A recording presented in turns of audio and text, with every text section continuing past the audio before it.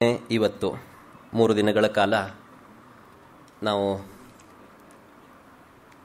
ಮಂಕುತಿಮ್ಮನ ಕಗ್ಗವನ್ನು ಆಧರಿಸಿದ ಪ್ರವಚನ ಮಾಲೆಯಲ್ಲಿ ನಮ್ಮನ್ನು ನಾವು ಕಳೆದುಕೊಂಡಿದ್ದೇವೆ. ಶಿವಮೊಗ್ಗದಿಂದ ಇದಕ್ಕಾಗಿಯೇ ಬಂದ ವಿದ್ವಾನ್ GS ನಟೇಶ್ ಅವರು ಈ 3 ದಿನಗಳ ಪ್ರವಚನ ಮಾಲೆಯನ್ನು ನಡೆಸಿಕೊಡ್ತಾ ಇದ್ದಾರೆ. ಅವರಿಗೆ ತಮ್ಮೆಲ್ಲರ ಪರವಾಗಿ ಹೃತ್ಪೂರ್ವಕ ಕೃತಜ್ಞತೆಗಳನ್ನು ಸಲ್ಲಿಸ್ತೇನೆ. ಮೊದಲ 2 ದಿನಗಳ ಪ್ರವಚನ ಮಾಲೆ ಶ್ರೀಮತಿ ಆದಿಲಕ್ಷ್ಮಮ್ಮ ಮತ್ತು ಶ್ರೀ HB ಕೃಷ್ಣಯ್ಯ ಶೆಟ್ಟಿ ದತ್ತಿಯ ಆಶ್ರಯದಲ್ಲಿ ಆಯೋಜನೆಗೊಂಡಿತ್ತು. ದತ್ತಿಯ ಪ್ರಾಯೋಜಕರು ಸಕ್ರಿಯವಾಗಿ ನಮ್ಮೊಂದಿಗೆ ಮೊದಲನೇ ದಿನದಿಂದಲೂ ಇದ್ದೇ ಇದ್ದಾರೆ. ಅವರಿಗೆ ಸಂಸ್ಥೆಯ ಪರವಾಗಿ ತಮ್ಮೆಲ್ಲರ ಪರವಾಗಿ ಹೃತ್ಪೂರ್ವಕ ಕೃತಜ್ಞತೆಗಳು. ಇವತ್ತಿನ ಈ ಕಾರ್ಯಕ್ರಮ ಶ್ರೀ MS ನಾರಾಯಣರಾವ್ ಅವರ ಸ್ಮರಣೆಯಲ್ಲಿ ಮೆಸರ್ಸ್ ವಸಂತ ಪ್ರಿಂಟರ್ಸ್ ಬೆಂಗಳೂರು ಇವರು ಏರ್ಪಡಿಸಿರ್ತಕ್ಕಂತಹ ದತ್ತಿಯ ಆಶ್ರಯದಲ್ಲಿ ನಡೀತಾ ಇದೆ. ನಾರಾಯಣರಾಯರ ಬಗ್ಗೆ ನಾವು ಮೊದಲನೇ ದಿನವೇ ಅವರ ಸ್ಮರಣೆಯನ್ನು ಮಾಡಿಕೊಂಡ್ವಿ. DVG ಮಾಸ್ತಿ ಸೇರಿದಂತೆ ಆಗಿನ ದಿಗ್ಗಜಗಳೊಂದಿಗೆ ಆತ್ಮೀಯ ಒಡನಾಟವನ್ನು ಹೊಂದಿದ್ದಂತಹ ನಾರಾಯಣರಾಯರು ಓದುವ ವಿಷಯದಲ್ಲಿ ತೀವ್ರ ಆಸಕ್ತರಾಗಿದ್ದರು. ಸಾಹಿತ್ಯಿಕ ಚಟುವಟಿಕೆಗಳಲ್ಲಿ ಕ್ರಿಯಾಶೀಲರಾಗಿದ್ದರು. ಅವರೇ ಪ್ರಾರಂಭ ಮಾಡಿದ್ದಂಥದ್ದು ವಸಂತ ಪ್ರಿಂಟರ್ಸ್. ಅವತ್ತೇ ಸ್ಮರಣೆ ಮಾಡಿಕೊಂಡ್ವಿ. ಆಗಿನ ಕಾಲದಲ್ಲಿ 40-50 ವರ್ಷಗಳ ಹಿಂದೆ ಕೇವಲ 3,000 ಪುಸ್ತಕಗಳನ್ನು ಅವರು ತಮ್ಮ ಖಾಸಗಿ ಗ್ರಂಥಾಲಯದಲ್ಲಿ ಇಟ್ಟುಕೊಂಡಿದ್ದರಂತೆ. ಅವರ ಸ್ಮರಣೆಯಲ್ಲಿ ನಾವು ಇವತ್ತಿನ ಸಾರ್ಥಕ ಸಂಜೆಯನ್ನು ಕಳೀತಾ ಇದ್ದೀವಿ. ಈ ದತ್ತಿಯನ್ನು ಏರ್ಪಡಿಸಿ ಅವರನ್ನು ಸ್ಮರಿಸ್ತಕ್ಕಂಥ ಅವಕಾಶವನ್ನು ಮಾಡಿಕೊಟ್ಟಂತಹ ನಾರಾಯಣರಾಯರ ಮಕ್ಕಳಿಗೆ ಸಂಸ್ಥೆಯ ಪರವಾಗಿ ತಮ್ಮೆಲ್ಲರ ಪರವಾಗಿ ಹೃತ್ಪೂರ್ವಕ ಕೃತಜ್ಞತೆಗಳನ್ನು ಸಲ್ಲಿಸ್ತೇನೆ. ಜೀವನ ಧರ್ಮಯೋಗಕ್ಕೆ ಪೀಠಿಕಾ ರೂಪದಲ್ಲಿ ಬರೀತಾ DVG ಅವರು ಒಂದು ಮಾತನ್ನು ಹೇಳ್ತಾರೆ. ಅದು ಹಿಂದೂ ಧರ್ಮಕ್ಕೆ ಸಂಬಂಧಿಸಿದ ಗ್ರಂಥ, ಸಾಹಿತ್ಯ, ಅದು ಶ್ರುತಿ ಸ್ಮೃತಿ ಇರಲಿ, ಭಗವದ್ಗೀತೆ ಇರಲಿ, ಅದೊಂದು ಥರ ಸಮುದ್ರ ಇದ್ದ ಹಾಗೆ. ಅದು ಮೂಲತಃ ಅವರು ಅದನ್ನು ತೆಗೆದುಕೊಂಡಿದ್ದು ಥಿಯೋಡೋರ್ ಗೋಲ್ಡ್ ಸ್ಟಕ್ಕರ್ನ ಮಾತನ್ನು ಉಲ್ಲೇಖಿಸಿ ಅದನ್ನು ಭಗವದ್ಗೀತೆಗೂ ಅನ್ವಯಿಸಿ DVG ಅವರು ಬರೀತಾರೆ. ಹೇಗೆ ಸಮುದ್ರ ಎಲ್ಲರಿಗೂ ಆಬಾಲವೃದ್ಧರಾದಿಯಾಗಿ ಎಲ್ಲರಿಗೂ ಒಂದು ಆಕರ್ಷಣೆಯ ಕೇಂದ್ರವೋ, ನೆಮ್ಮದಿಯನ್ನು ನೀಡ್ತಕ್ಕಂತಹ ಕೇಂದ್ರವೋ, ಸಮಾಧಾನವನ್ನು ಸಾಂತ್ವನವನ್ನು ನೀಡ್ತಕ್ಕಂತಹ ಕೇಂದ್ರವೋ, ಹಾಗೆ ನಮ್ಮ ಪರಂಪರೆ, ಅಲ್ಲಿಯ ಸಾಹಿತ್ಯ, ಶ್ರುತಿ ಸ್ಮೃತಿ ಮುಂತಾದವು ಅಂತ ಅದನ್ನು ಅವರು ತುಂಬ ಚೆನ್ನಾಗಿ ವಿವರಿಸ್ತಾರೆ. ಚಿಕ್ಕ ಮಗು ಸಮುದ್ರಕ್ಕೆ ಹೋದಾಗ ತುಂಬ ಖುಷಿ ಪಡುತ್ತೆ. ಅದಕ್ಕೆ ಸಮುದ್ರದ ಸ್ವರೂಪ ಆಗಲಿ ಅದರ ಅಂತರಾಳ ಆಗಲಿ ಅರ್ಥವಾಗತ್ತೆ ಅಂತ ಅಲ್ಲ. ಆದರೆ ಮರಳಿನಲ್ಲಿ ಆಡ್ತಾ ತನ್ನನ್ನು ತಾನು ಕಳ್ಕೊಳ್ಳುತ್ತೆ. ಅದೇ ರೀತಿ ಪ್ರತಿಯೊಬ್ಬರೂ ಅವರವರ ಮನಃಪಕ್ವತೆ, ಸಾಮರ್ಥ್ಯ ಇದಕ್ಕನುಗುಣವಾಗಿ ಸಮುದ್ರದಿಂದ ಸಂತೋಷವನ್ನು ಪಡೀತಾರೆ. ಹಾಗೆ ನಮ್ಮ ಸಾಹಿತ್ಯ ಅಂತ ಎಲ್ಲರಿಗೂ ಎಲ್ಲವೂ ಅರ್ಥವಾಗಿರುತ್ತೆ ಅಂತ ಅಲ್ಲ. ಆದರೆ ಎಲ್ಲರನ್ನೂ ಹಿಡಿದಿಟ್ಟುಕೊಳ್ಳುವ ಸತ್ವ ಅವುಗಳಲ್ಲಿ ಇದೆ. ನಾವು ಭಗವದ್ಗೀತೆಗೆ DVG ಅವರು ಹೇಳಿದ ಇದೇ ಮಾತುಗಳನ್ನು ಕನ್ನಡದ ಭಗವದ್ಗೀತೆ ಅಂತ ಜನಮಾನಸದಲ್ಲಿ ನೆಲೆಯೂರಿರ್ತಕ್ಕಂತಹ ಮಂಕುತಿಮ್ಮನ ಕಗ್ಗವನ್ನು ಕುರಿತು ನಾವು ಅದನ್ನು ಅನ್ವಯಿಸಿಕೊಳ್ಳಬಹುದು. 4 ಸಾಲು ನೆನಪಿಟ್ಕೊಳ್ಳೋದಿಕ್ಕೆ ಸುಲಭ ಅನ್ನುವ ಕಾರಣಕ್ಕೆ ಬಾಯಿಪಾಠ ಮಾಡುವವರಿಗೆ ಅಚ್ಚುಮೆಚ್ಚಿನದಾಗತ್ತೆ. ಉದ್ದುದ್ದ ಪದ್ಯಗಳನ್ನು ನೆನಪಿಟ್ಕೊಳ್ಳೋದಿಕ್ಕೋ ಬಾಯಿಪಾಠ ಮಾಡೋದಿಕ್ಕೋ ಆಗಲ್ಲ. ಅಲ್ಲಿನ ಪದಲಾಲಿತ್ಯ, ಅಲ್ಲಿ ಬರ್ತಕ್ಕಂತಹ ಪ್ರಾಸಗಳು, ಅಲ್ಲಿ ಬರುವ ಛಂದಸ್ಸು, ಇದು ನೆನಪಿಟ್ಟುಕೊಳ್ಳೋದಕ್ಕೆ ಇನ್ನೂ ಹೆಚ್ಚಿನ ಒಂದು ಒತ್ತನ್ನು, ಆಸರೆಯನ್ನು ನೀಡುತ್ತವೆ. ಈ ಕಾರಣಕ್ಕೆ ಅದು ತುಂಬ ಸಾಮಾನ್ಯ ಹಂತದಲ್ಲಿರುವವರಿಗೂ ಕೂಡ ಕಗ್ಗ ಇಷ್ಟವಾಗತ್ತೆ. ಸುಮ್ಮನೆ ಇದ್ದಾಗಲೂ ಗುನುಗುಣಿಸೋದಕ್ಕೆ ಸುಲಭವಾದಂಥ ಒಂದು ಸಾಹಿತ್ಯವಾಗಿ ಒದಗಿ ಬರುತ್ತೆ. ಆದರೆ ಮೇಲಿನ ಹಂತಗಳಿಗೆ ಹೋದ ಹಾಗೆ ಅದನ್ನು ಭಗವದ್ಗೀತೆಯೊಂದಿಗೋ ಉಪನಿಷತ್ತಿನೊಂದಿಗೋ ವೇದದೊಂದಿಗೋ ಸಮೀಕರಿಸಿ ನೋಡ್ತಾ ಹೋದ ಹಾಗೆ ಅದು ಜಿಜ್ಞಾಸುಗಳನ್ನು ಮೇಲಿನ ಸ್ತರಕ್ಕೆ ಕರೆದೊಯ್ಯುತ್ತೆ ಅನ್ನೋದು ಇದುವರೆಗೆ ಕಗ್ಗವನ್ನು ಕುರಿತು ಮಾತನಾಡಿದವರ ಎಲ್ಲರ ಅಭಿಪ್ರಾಯ ಕೂಡ. ಈ ನೆಲೆಯಲ್ಲಿ ನಾವು 3 ದಿನಗಳ ಸಾರ್ಥಕ ಸಂಜೆಯನ್ನು ಕಳೆದಿದ್ದೇವೆ. ಮೊದಲನೇ ದಿನವೇ ನೆನಪು ಮಾಡಿಕೊಂಡ ಹಾಗೆ ಆಗಸ್ಟ್ 16ಕ್ಕೆ ಕಗ್ಗ ಪುಸ್ತಕ ರೂಪದಲ್ಲಿ ಪ್ರಕಟ ಆಗಿ 75 ವರ್ಷಗಳು ತುಂಬುತ್ತಾ ಇರತಕ್ಕಂಥ ಸಂದರ್ಭ. ಹಾಗಾಗಿ ಅದು ಇನ್ನೊಂದಿಷ್ಟು ನಮಗೆ ನಮ್ಮ ಕಾರ್ಯಕ್ರಮಕ್ಕೆ ಮೆರುಗನ್ನು ನೀಡಿದೆ. ಇಂಥದ್ದೊಂದು ಕಾರ್ಯಕ್ರಮವನ್ನು ನಡೆಸಿಕೊಡೋದಕ್ಕೋಸ್ಕರ ಶಿವಮೊಗ್ಗದಿಂದ ಇಲ್ಲಿಗೆ ಬಂದು 3 ದಿನ ನಮ್ಮೊಂದಿಗೆ ಇದ್ದು ನಮ್ಮ ಮನಸ್ಸಿಗೆ ಸಂತೋಷವನ್ನೋ ಸಮಾಧಾನವನ್ನೋ ಸಾಂತ್ವನವನ್ನೋ ನೀಡಿದ ವಿದ್ವಾನ್ GS ನಟೇಶ್ ಅವರಿಗೆ ತಮ್ಮೆಲ್ಲರ ಪರವಾಗಿ ಸಂಸ್ಥೆಯ ಪರವಾಗಿ ಹೃತ್ಪೂರ್ವಕ ಕೃತಜ್ಞತೆಗಳು. ಸೆಪ್ಟೆಂಬರ್ 6 ಮತ್ತು 7ನೇ ತಾರೀಕು ಕೂಡ ನಟೇಶ್ ಅವರು ನಮ್ಮೊಂದಿಗಿರ್ತಾರೆ. ಮಂಕುತಿಮ್ಮನ ಕಗ್ಗವನ್ನು ಕೇಂದ್ರಿತ ಅವರ ಪ್ರವಚನ ಮಾಲೆಯನ್ನು ಮತ್ತೆ ಮುಂದುವರಿಸುವವರಿದ್ದಾರೆ. ಅದಕ್ಕೆ ಅವರಿಗೆ ಪೂರ್ವಭಾವಿಯಾಗಿಯೇ ಸ್ವಾಗತವನ್ನೂ ಕೋರ್ತಾ ಇವತ್ತಿನ ದತ್ತಿಯ ಪ್ರಾಯೋಜಕರಾದ ಗೋಪಿನಾಥ್ ಅವರು ಅವರ ಕುಟುಂಬದವರು ಪ್ರವಚನಕಾರರನ್ನು ಗೌರವಿಸಬೇಕಾಗಿ ಪ್ರಾರ್ಥಿಸ್ತೇನೆ. ಖಂಡಮಂಡಲಾಕಾರಂ ವ್ಯಾಪ್ತಂ ಯೇನ ಚರಾಚರಂ ತತ್ಪದಂ ದರ್ಶಿತಂ ಯೇನ ತಸ್ಮೈ ಶ್ರೀ ಗುರವೇ ನಮಃ. ಅಲಿಮಂಡಲಮಂಡಿತಗಂಡತಲಂ ತಿಲಕೀಕೃತ ಕೋಮಲ ಚಂದ್ರಕಲಂ ಕರಘಾತ ವಿದಾರಿತ ವೈರಿದಲಂ ಪ್ರಣಮಾಮಿ ಗಣಾಧಿಪತಿಂ ಜಟಿಲಂ. ಆಂಜನೇಯಮತಿ ಪಾಟಲಾನನಂ ಕಾಂಚನಾದ್ರಿಕಮನೀಯ ವಿಗ್ರಹಂ ಪಾರಿಜಾತ ತರುಮೂಲವಾಸಿನಂ ಭಾವಯಾಮಿ ಪವಮಾನನಂದನಂ. ಶ್ರೀ ವಿಷ್ಣು ವಿಶ್ವಾದಿಮೂಲ ಮಾಯಾಲೋಲದೇವ ಸರ್ವೇಶ ಪರಬೊಮ್ಮನೆಂದು ಜನಂ ಆವುದನು ಕಾಣದೊಡಂ ಅಳ್ತಿಯಿಂ ನಂಬಿಹುದೋ ಆ ವಿಚಿತ್ರಕ್ಕೆ ನಮಿಸೋ ಮಂಕುತಿಮ್ಮ. ಜೀವಜಡರೂಪ ಪ್ರಪಂಚವನದಾವುದೋ ಆವರಿಸಿಕೊಂಡುಂ ಒಳನೆರೆದು ಮಿಹುದಂತೆ ಭಾವಕ್ಕೊಳಪಡದಂತೆ ಅಳತೆಗಳ ಒಡದಂತೆ ಆ ವಿಶೇಷಕ್ಕೆ ಮಣಿಯೋ ಮಂಕುತಿಮ್ಮ. ಇಹುದೋ ಇಲ್ಲವೋ ತಿಳಿಯಗೊಡದೊಂದು ವಸ್ತು ನಿಜ ಮಹಿಮೆಯಿಂ ಜಗವಾಗಿ ಜೀವವೇಷದಲ್ಲಿ ವಿಹರಿಪುದದೊಳ್ಳಿತೆಂಬುದು ನಿಸದವಾದೊಡೆ ಆಗಹನ ತತ್ವಕ್ಕೆ ಶರಣು ಮಂಕುತಿಮ್ಮ. ಶರಣುವಗು ಜೀವನ ರಹಸ್ಯದಲ್ಲಿ ಸತ್ವದಲ್ಲಿ ಶರಣು ಜೀವನವ ಸುಮವೆನಿಪ ಯತ್ನದಲ್ಲಿ ಶರಣಂತರಾತ್ಮ ಗಂಭೀರ ಪ್ರಶಾಂತಿಯಲಿ ಶರಣು ವಿಶ್ವಾತ್ಮದಲ್ಲಿ ಮಂಕುತಿಮ್ಮ.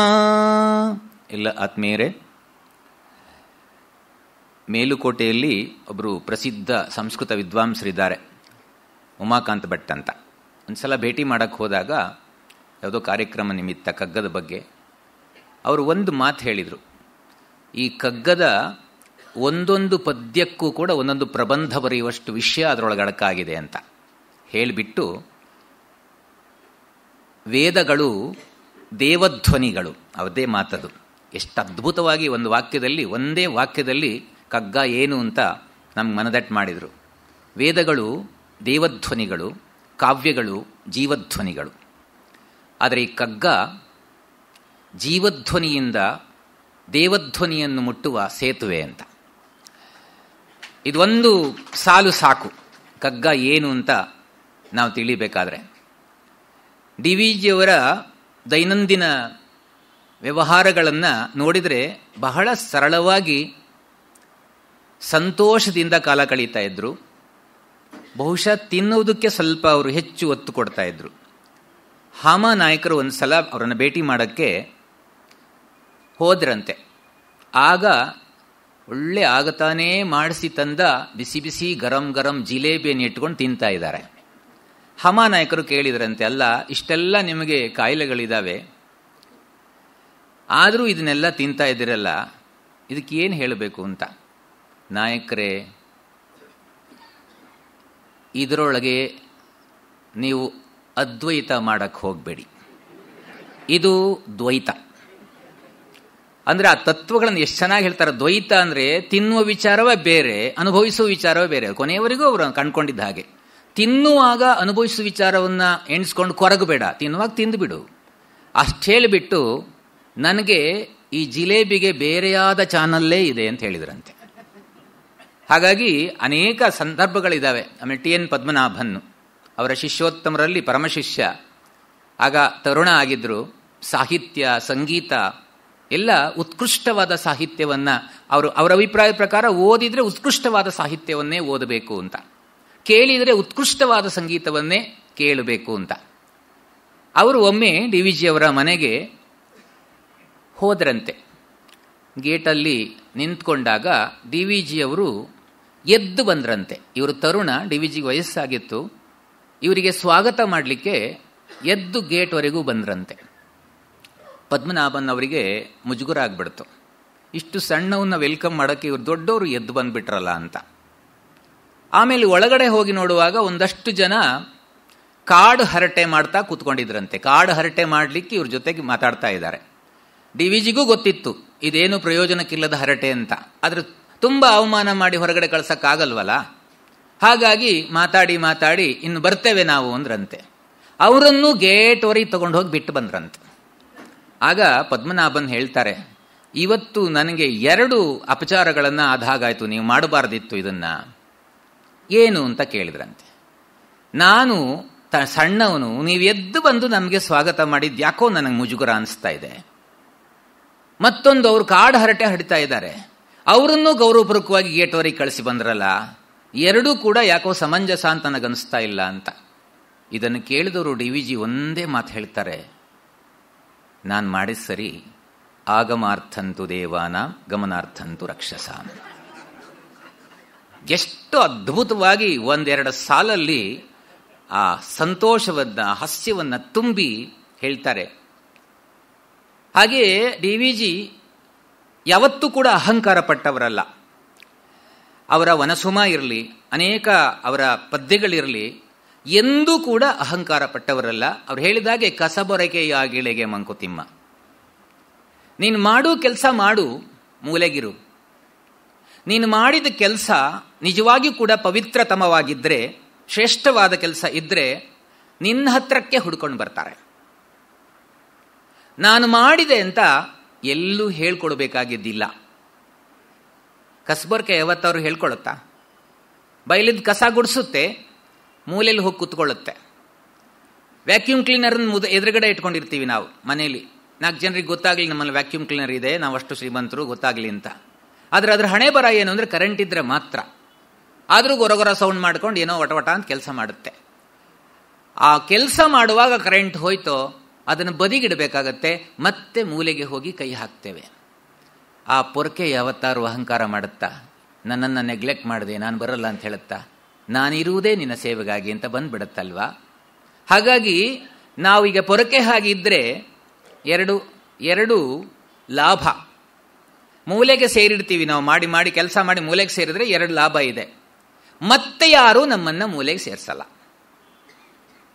ಅಕಸ್ಮಾತ್ ಏನಾದರೂ ಮೂಲೆಯಲ್ಲಿದ್ದವ್ರನ್ನ ಕೈ ಹಿಡಿದು ಬಂದು ಎದುರುಗಡೆ ಕೂರಿಸಿದ್ರೆ ಅದು ಗೌರವ. ಆದ್ರಿಂದ ಮಾಡು ಕೆಲಸ ಮಾಡು, ಮೂಲೆಗಿರು.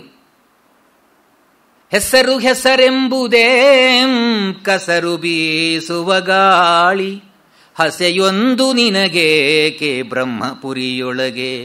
ಶಿಶುವಾಗು ನೀಮ್ಮನದಿ, ಹಸುವಾಗು ಸಸಿಯಾಗು, ಕಸಬೊರಕೆಯಾಗಿಳೆಗೆ ಮಂಕುತಿಮ್ಮ. ಅಕ್ಕಿಯೊಳಗನ್ನವನು ಮೊದಲಾರು ಕಂಡವನು, ಅಕ್ಕರದ ಬರಹಕ್ಕೆ ಮೊದಲಿಗದ ನಾರು. ಲೆಕ್ಕವಿರಿಸಿಲ್ಲ ಜಗ ತನ್ನಾದಿ ಬಂಧುಗಳ ದಕ್ಕುವುದೇ ಜಸ ನಿನಗೆ ಮಂಕುತಿಮ್ಮ.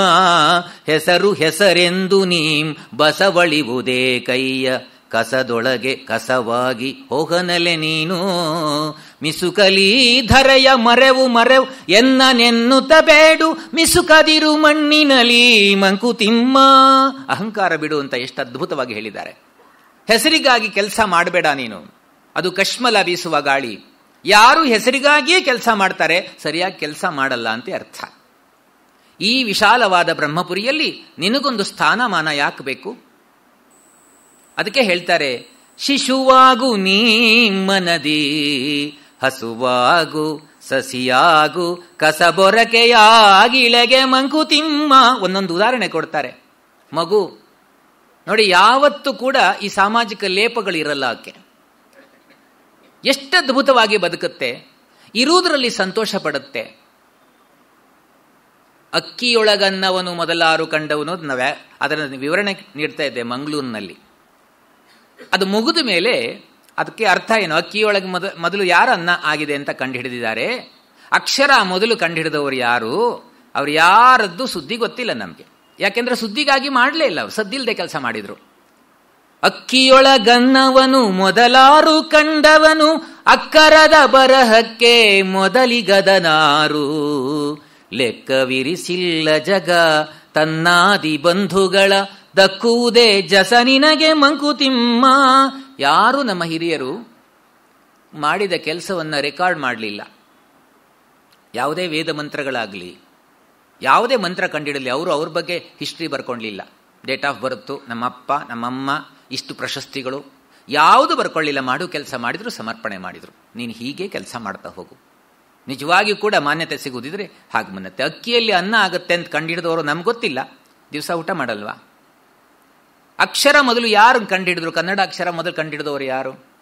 ಜ್ಞಾನಪೀಠ ಪ್ರಶಸ್ತಿ ಕೊಡೋದಿದ್ರೆ ಅವ್ರಿಗೆ ಕೊಡಬೇಕಾಗಿತ್ತು, ನಮ್ಮ ಇವರಿಗೂ ಕೊಡಬೇಕಾಗಿತ್ತು, ಸಿಕ್ಕಿಲ್ಲ.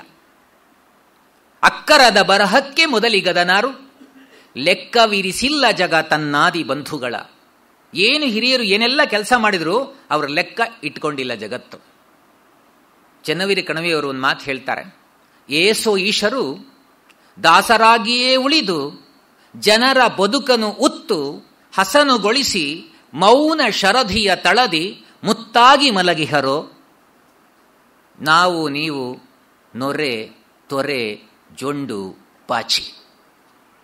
ಎಷ್ಟು ಕೆಲಸ ಮಾಡಿ ಮೌನ ಎಷ್ಟು ಬಳಸಿದಾರೆ. ಮೌನ ಶರಧಿಯ ತಳದಿ ಮುತ್ತಾಗಿ ಮಲಗಿಹರೋ. ಒಂದೊಂದಕ್ಕೆ ನಾವು ಹೇಳದ ಅರ್ಥ ಮಾಡ್ಕೋಬೇಕು. ಮೌನ ಶರದಿ ಏನು ಗಲಾಟೆ ಮಾಡದೇನೆ ಮೌನ ಶರದಿಯ ಶಾಂತವಾದ ಸಮುದ್ರದ ಅಡಿಯಲ್ಲಿ ಮುತ್ತಾಗಿ ಮಲ್ಕೊಂಡಿದ್ದಾರೆ. ಅವ್ರಿಗೆ ಬೆಲೆ ಯಾವತ್ತೂ ಕಡಿಮೆ ಆಗಲ್ಲ. ಆದರೆ ಸದ್ದು ಮಾಡುತ್ತಾ ಮುತ್ತೇನಾದರೂ ಕೆಲಸ ಹೀಗಾಗಬೇಕು ಅಂತ. ಆಗ ಮಾಡಿದಾಗ ಮಂಗಳೂರಲ್ಲಿ ಒಂದು ಮಗು ಆಮೇಲೆ ಮುಗಿದ ಮೇಲೆ ಬಂತು, ಚಿಕ್ಕ ಮಗು. ಶಿಶುವಾಗು ನೀ ಮನದೆ ಅನ್ನೋದಕ್ಕೆ ಉದಾಹರಣೆ ನನಗೆ ಸಿಕ್ಕ ಉದಾಹರಣೆಗಳು ಉಪನ್ಯಾಸದ ಮೂಲಕನೇ ಮಧ್ಯೆ ಸಿಗ್ತಾ ಇರ್ತವೆ. ಬಂದು ಅಂಕಲ್ ನನಗೊತ್ತು ಅಕ್ಕಿಯಲ್ಲಿ ಅನ್ನ ಕಂಡಿಡಿದು ಮೊದಲು ಯಾರು ಆಗಿದ್ದು ಅಂತ ಕಂಡಿಡಿದಿದ್ದು ಅಂತ. ಅಪ್ಪ ಪುಟ್ಟ ನಮ್ಗೆ ಯಾರಿಗೂ ಗೊತ್ತಿಲ್ಲ, ನಿನಗೆ ಹೇಗಪ್ಪ ಗೊತ್ತು? ಹೇಳು ನೋಡೋಣ. ಅಕ್ಕಿನ ಕುದಿಸುವಾಗ ಅನ್ನ ಆದ್ಮೇಲೆ ಮೊದಲು ಮುಚ್ಚಳ ತೆಗೆದು ಯಾರು ನೋಡಿರ್ತಾರೋ ಅವರೇ ಅಂತ. ಏನು ಯೋಚನೆ ಮಾಡುತ್ತೆ ಆ ಮಗು? ನನಗೆ ಆಶ್ಚರ್ಯ ಆಯಿತು. ನಾವು ಯಾರು ಇದ್ರ ಚಿಂತನೆ ಮಾಡ್ಲಿಕ್ಕೆ ಆಗೋದಿಲ್ಲ. ಮಗು ನಿಷ್ಕಲ್ಮಶವಾದ ಹೃದಯ ಅದರದ್ದು, ಏನು ಬೇಕಾದ್ರೂ ಯೋಚನೆ ಮಾಡುತ್ತೆ ಅದು. ಅದರಿಂದ ಹೇಳ್ತಾರೆ, ನೀನು ಎಷ್ಟೇ ದೊಡ್ಡವನಾಗು ನಾನು ಮಗುವಾಗಿದ್ದೇನೆಂತ ತಿಳ್ಕೋ ಸಾಕು. ಮಕ್ಕಳಲ್ಲಿ ಏನಾದ್ರು ಒಂದು ಕೊಡಿ ಹಂಚಿ ತಿನ್ನುತ್ತೆ ಅದು ಮಗು. ಯಾವತ್ತೂ ತಾನು ಒಂದೇ ತಿನ್ನಲ್ಲ, ಎಲ್ಲರಿಗೂ ಕೊಟ್ಟು ಅಪ್ಪ ಏನಾದ್ರು ಚಾಕ್ಲೇಟೋ ಏನಾದ್ರು ತಂದುಬಿಟ್ರೆ ಮೊದಲು ಅಪ್ಪನ ಬಾಯಿಗೆ ಹಾಕತ್ತೆ. ಹಂಚಿ ತಿನ್ನು ಅಂತ ಆ ಮಗು ನಮಗೆ ಕಲಿಸ್ಕೊಡತ್ತೆ. ಯಾವ ಮಕ್ಕಳು ಇರ್ತಾರೋ ಯಾರ್ಯಾರು ಇರ್ತಾರೋ ಎಲ್ಲರಿಗೂ ಹಂಚಿಬಿಡುತ್ತೆ ಅದು. ನಾವು ಇಷ್ಟು ಅನ್ಯಾಯ ಮಾಡುತ್ತಲ್ಲ ಅಂತ ಹೊಟ್ಟೆ ಒರೆಸ್ಕೊಂಡು ಮತ್ತೆ ಒಂದು ದಿವಸ 2 ದಿವಸ ನೋಡಿ ಎಲ್ಲ ಮಕ್ಕಳಿಗೂ ಹಂಚ್ತಾ ಇದೆ ಪಾಪ. ಪಕ್ಕದ ಮನೆ ಮಕ್ಕಳು ಬರ್ತಾವೆ ಪಾಪ, ಅವಿಗೂ ಹಂಚಿಬಿಟ್ಟಿದೆ ಮಗು. ಆಮೇಲೆ ಒಂದು ದಿವಸ ಗೀತೋಪದೇಶ ಮಾಡ್ತಾರೆ. ಮಗು ಚಾಕ್ಲೇಟ್ ಅಪ್ಪ ತಂದರೆ ನಮ್ಮನೆಯವ್ರಿಗೆ ಮಾತ್ರ ಹಂಚ್ಬೇಕಪ್ಪ, ಬೇರೆಯವ್ರಿಗೆ ಕೊಡಬಾರ್ದು ಅಂತ. ಮಕ್ಕಳಿಗೆ ನಾವು ಈ ರೀತಿ ಉಪದೇಶ ಮಾಡ್ತೀವಿ, ಆ ಮಗು ಯಾವಾಗಲೂ ಚೆನ್ನಾಗಿರುತ್ತೆ. ಶಿಶುವಾಗು ನೀ ಮನದಿ ಹಸುವಾಗು ಸಸಿಯಾಗು ಕಸಬೊರಕೆಯಾಗಿಳೆಗೆ ಮಂಕುತಿಮ್ಮ. ಹಸು ತನ್ನಲ್ಲಿದ್ದ ಹಾಲನ್ನ ಯಾರು ಹೋದ್ರೂ ಕೊಟ್ಟು ಬಿಡುತ್ತೆ. ಒಂದು ತೊಟ್ಟು ನೀರು ಹಾಕಿ ಕೊಡಲ್ಲ. ಅಂದಿನಿಂದ ಇಂದಿನವರೆಗೂ ಅದಕ್ಕೆ ಹಸು ಪೂಜ್ಯ. ಯಾಕೆಂದರೆ ಅದಕ್ಕೆ ಪ್ರಾಮಾಣಿಕತೆಯ ಸಾಕಾರ ರೂಪ, ಎಂಬಾಡಿಮೆಂಟ್ ಆಫ್ ಆನೆಸ್ಟಿ. ಯಾವತ್ತೂ ಮೋಸ ಮಾಡಲ್ಲ. ಆದರೆ ಹಸುವಿನ ಹಾಲಿಗೆ ನೀರು ಹಾಕೋ ಬುದ್ಧಿ ಕಲ್ತವನು ಯಾನು? ತುಂಬ ವಿವೇಕಿ ಅನ್ಸ್ಕೊಂಡವನು. ಅವನಿಗೆ ಉಪದೇಶ ಬೇಕು. ಹಾಕಬೇಡಪ್ಪ ನೀರನ್ನ, ಅದೇ ಹಾಕಲ್ಲ ಪಾಪ, ಕಷ್ಟಪಟ್ಕೊಂಡು ಏನೋ ಹುಲ್ಲನ್ನು ತಿಂದು ಅವನೆಲ್ಲದಲ್ಲಿ ಮೇದೋ ಅವ ನೀರನ್ನು ಕುಡಿದೋ ಆವು ಹಾಲ್ಗರೆಬುದು ಅದನಾರು ಕುಡಿಯುವನೋ ಆವ ಬಲವದರಿ ನೊಗೆದೇಂಗೈಸುವುದೋ ಜಗಕ್ಕೆ ಭಾವಿಸಾರುಣಗತಿಯ ಮಂಕುತಿಮ್ಮ. ಆವ ನೆಲದಲ್ಲಿ ಮೇದೋ, ಹಸು ಎಲ್ಲೋ ಯಾವುದೋ ನೆಲ ಸಿಕ್ಕಿದಲ್ಲಿ ಮೇಯುತ್ತೆ, ಅಲ್ಲಿ ಯಾರೂ ಕ್ಲೀನ್ ಮಾಡಿಟ್ಟಿರಲ್ಲ. ಆವ ನೀರನ್ನು ಕುಡಿದೋ, ಎಲ್ಲೆಲ್ಲಿ ನೀರು ಸಿಗುತ್ತೋ ಬಾಯಾರಿಕೆ ಆಯ್ತೋ ಆ ನೀರು ಈ ನೀರು ಕೊಳಕು ನೀರು ಅಂತ ಯಾವುದನ್ನು ಡಿಸೈಡ್ ಮಾಡದೆ ಕುಡಿದು ಬಿಡುತ್ತೆ. ಆವು ಹಾಲ್ಗರೆವುದು ಅದನಾರು ಕುಡಿಯುವನೋ. ಆವು ಅಂದ್ರೆ ಹಸು ಅಂತ ಅರ್ಥ. ಕೆಲವರಿಗೆ ಹಕಾರ ಆಕಾರದ ಭೇದವೇ ಗೊತ್ತಿರೋದಿಲ್ಲ. ಈಗ ಆವು ಹಾವು ಎರಡೂ ಒಂದೇ ಆಗ್ಲಿಕ್ಕೆ ಸಾಧ್ಯ ಇಲ್ಲ. ಎಲ್ಲಿವರೆಗೆ ಈಗ ಜನ ಬಂದಿದ್ದಾರೆ ಅಂದರೆ, ಕನ್ನಡ ಪಾಠ ಮಾಡೋರು ಒಂದು ಕಡೆ ಹೇಳ್ತಾ ಇದ್ರು ವರ್ಕ್ಶಾಪಿಗೆ ಹೋದಾಗ, ನಾವು ಏನೂ ಹೇಳಲೇ ಇಲ್ಲ, ಮತ್ತೇನು ಮಾಡೋದು, ಅಕ್ಕಿ ಮತ್ತೆ ಹಕ್ಕಿ ತತ್ಸಮ ತದ್ಭವಗಳು ಅಂತ ಪ್ರತಿಪಾದನೆ ಮಾಡ್ತಾ ಇದ್ರು. ಆ ಮಟ್ಟಕ್ಕೆ ಬಂದುಬಿಟ್ಟಿದ್ದಾರೆ. ಅದನ್ನು ತಿದ್ದುಕೊಳ್ಳುವ ವಿಚಾರಕ್ಕೆ ಹೋಗಲ್ಲ. ಮಕ್ಕಳಿಗೆ ಪಾಠ ಮಾಡಬೇಕಾದ್ರೆ ನಾವು ಸ್ಪಷ್ಟವಾಗಿ ಉಚ್ಚಾರ ಮಾಡಿದ್ರೆ ಮಕ್ಕಳಿಗೆ ಬರುತ್ತಪ್ಪ. ಇಲ್ಲದ್ರೆ ಹೇಗೆ ಬರ್ಲಿಕ್ಕೆ ಸಾಧ್ಯ? ಐ ವಿಟ್ನೆಸ್ ಅಂತ ಒಂದು ಯಾವುದೋ ಪಾಠ ಇದೆ. ಐ ವಿಟ್ನೆಸ್ ಆಗಿದ್ರು ಅಂತ ಏನೋ ಒಂದು ಬಂದಿತ್ತು. ಮೊನ್ನೆ ಪರೀಕ್ಷೆಯಲ್ಲಿ ನೋಡಿದಾಗ ಎಲ್ಲ ಹೆಚ್ಚಿನ ಮಕ್ಕಳು ಹೈ ವಿಟ್ನೆಸ್ ಅಂತ ಬರೆದಿದ್ದಾರೆ. ಅಕಾರಕ್ಕೂ ಹಕಾರಕ್ಕೂ ವ್ಯತ್ಯಾಸ ಏನಿದೆ? ಎಲ್ಲಿವರೆಗೆ ಅಂದರೆ, ಚಿಕ್ಕಮಗಳೂರಲ್ಲಿ ಒಂದು ಕಡೆ ಹೋದಾಗ, ಉಪನ್ಯಾಸಕ್ಕೆ ಹೋದಾಗ, ಒಂದು ಪ್ರೆಸ್ಟೀಜಿಯಸ್ ಸಂಸ್ಥೆ ಒಂದು, ಅದರೊಳಗೊಬ್ಬರು ಮೇಡಮ್ಮು ನಮಗೆ ಸ್ವಾಗತಕ್ಕೆ ಬಂದರು. ಸ್ವಾಗತಕ್ಕೆ ಬರುವಾಗ ಅವರು ಅಲ್ಲಿಂದ ಶಿವಮೊಗ್ಗದಿಂದ ಬಂದಾರೆ ನಟೇಶರು, ಅವರಿಗೆ ಹಾದರದ ಸ್ವಾಗತ ಅಂತ ಹೇಳಿ ಆಯ್ತು. ಅವರಿಗೂ ಗೊತ್ತಾಗ್ಲಿಲ್ಲ ಅದು ಪಾಪ ಅದರ ಅರ್ಥ ಏನು, ಎಂಥದ್ದು ಏನು. ಅವ್ರು ಕೊನೆಗೆ ಪಾಪ ಮ್ಯಾನೇಜ್ಮೆಂಟಲ್ಲಿರೋರು MD, ಅದರ ಸಂಸ್ಥಾ ಆಯೋಜಕರಿಗೆ ಪಾಪ ಇದೇ ಕಳಕಳಿ. ಏನು ಮಾಡಕ್ಕೆ ಬರಲ್ಲ ರೀ, ಏನು ಮಾಡೋಕ್ಕಾಗತ್ತೆ, ನಾವು ಅಸಹಾಯಕರು, ಅವರಿಗೆ ಕೆಲಸ ಕೊಡಲೇಬೇಕು, ನಾವು ಅವ್ರು ಏನು ಮಾಡ್ತಾರೋ ಅದನ್ನು ಅಮೃತ ಅಂತ ಸ್ವೀಕರಿಸಲೇಬೇಕು. ಅದಕ್ಕೆ ವಿಶ್ವೇಶ್ವರಯ್ಯ ಹೇಳಿದರು, ಯಾವುದೇ ಸರ್ಕಾರಿ ಆಯಕಟ್ಟಿನ ಸ್ಥಾನದಲ್ಲಿ ಒಬ್ಬ ವ್ಯಕ್ತಿಯನ್ನು ಅಪಾಯಿಂಟ್ ಮಾಡಬೇಕಾದ್ರೆ ಮೂಲ ಅರ್ಹತೆ ಮತ್ತು ಸಾಮರ್ಥ್ಯವನ್ನು ನೋಡಿ ಅವರನ್ನು ಅಪಾಯಿಂಟ್ ಮಾಡಬೇಕು ಅಂತ. ಅದಕ್ಕೆ ಎದುರು ಹಾಕ್ಕೊಂಡ್ರು ಎಲ್ಲ. ಇವತ್ತು ನಾವು ನೋಡ್ತಾ ಇದ್ದೀವಿ ಏನೆಲ್ಲ ಆಗ್ತಾ ಇದೆ ಅಂತ. ಸಾಮರ್ಥ್ಯ ಮತ್ತು ಅರ್ಹತೆ ನೋಡಿ ಕೊಡಬೇಕು. ಅಂತಹ ಮಹಾನ್ ಬುದ್ಧಿವಂತ ಏನು ಮಾಡ್ತಾನಂತೆ ಅಂದರೆ 10% ಸ್ಫೂರ್ತಿಯಿಂದ ಕೆಲಸ ಮಾಡ್ತಾನಂತೆ, 90% ಕಠಿಣ ಪರಿಶ್ರಮ ಹಾಕ್ತಾನಂತೆ. ವಿಶ್ವೇಶ್ವರಯ್ಯನ ಮಾತಿದು. ಯಾರು ಸ್ಫೂರ್ತಿಯುತವಾಗಿ ಕೆಲಸ ಮಾಡ್ತಾರೋ, ಕಠಿಣ ಪರಿಶ್ರಮ ಹಾಕಿ ಕೆಲಸ ಮಾಡ್ತಾರೋ, ಅದರಿಂದ ಸಮಾಜಕ್ಕೆ ಯಾವಾಗಲೂ ಲಾಭ ಇದೆ ಹೊರತು ಸುಮ್ಮನೆ ಏನೋ ಕೆಲಸ ಮಾಡಿದ್ರೆ ಸರಿ ಅಷ್ಟೇ, ಆ ಕೆಲಸದ ಪ್ರಾಮಾಣಿಕತೆ ಇಲ್ಲ, ಹೀಗೆಲ್ಲ ಆಗಿಬಿಡುತ್ತೆ. ಅದರಿಂದ ಅದಕ್ಕೆ ಕಗ್ಗದ ಒಂದು 50 ಪದ್ಯ ನಮ್ಮ ಮಕ್ಕಳಿಗೆ ಕಲಿಸಿಬಿಟ್ರೆ ಇನ್ನು ಬೇರೆ ಕನ್ನಡ ಕಲಿಸಬೇಕಾಗಿದ್ದೇ ಇಲ್ಲ. ಅಷ್ಟು ಪರಿಪೂರ್ಣವಾಗಿ ಒಂದೊಂದು ಪದವನ್ನು ತೂಕ ಮಾಡಿ ಅಳೆದು ಎಲ್ಲೂ ಹೆಚ್ಚು ಕಡಿಮೆ ಆಗುವ ಹಾಗಿಲ್ಲ. ಒಮ್ಮೆ ನಾನೇ ಓದಬೇಕಾದ್ರೆ ಸ್ವಲ್ಪ ತಪ್ಪು ಓದ್ಕೊಂಡಿದ್ದೆ.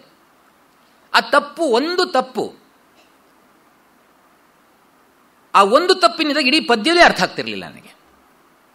ಪ್ರತ್ಯಕ್ಷವಿಲ್ಲದ ಸ್ವಾಮಿಯಂ ನೆನೆನೆದು ಸತ್ಯ ಭಕ್ತಿಯ ಸೇವೆಗೈದವಂ ಭರತಂ ನಿತ್ಯ ಜೀವನದಿ ನೀನಾನಯವನನುಸರಿಸು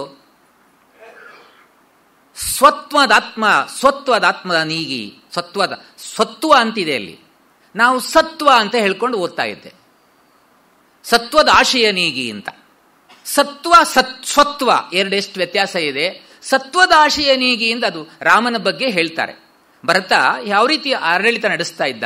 ಪ್ರತ್ಯಕ್ಷವಿಲ್ಲದ ಸ್ವಾಮಿಯಂ ನೆನೆದು ಸತ್ಯ ಭಕ್ತಿಯ ಸೇವೆಗೈದವಂ ಭರತಂ ನಿತ್ಯ ಜೀವನದಿ ನೀನಾನಯವನನುಸರಿಸೋ ಸ್ವತ್ವದಾಶಯ ನೀಗಿ ಮಂಕುತಿಮ್ಮ. ಭರತ ಯಾವ ರೀತಿ ಆಡಳಿತ ನಡೆಸಿದ? ರಾಮನ ಪ್ರತ್ಯಕ್ಷ ರೂಪ ಇಲ್ದಿದ್ರೂ ಕೂಡ ನಿತ್ಯ ಸೇವಾ ಮನೋಭಾವದಿಂದ ರಾಮನ ಪರವಾಗಿ ಕೆಲಸ ಮಾಡ್ತಾ ಹೋದ. ಆದ್ರಿಂದ ನೀನು ಕೂಡ ಭರತನ ಹಾಗೆ ಈ ನಿತ್ಯ ಜೀವನದ ನೀನು ಈ ನಯವನ್ನ ಅನುಸರಿಸು, ನೀತಿಯನ್ನು ಅನುಸರಿಸು. ಸ್ವತ್ವದಾಶಯನೀಗಿ. ಸ್ವತ್ವ ಅಂದ್ರೆ ಸ್ವಾರ್ಥ ಅಂತ ಅರ್ಥ.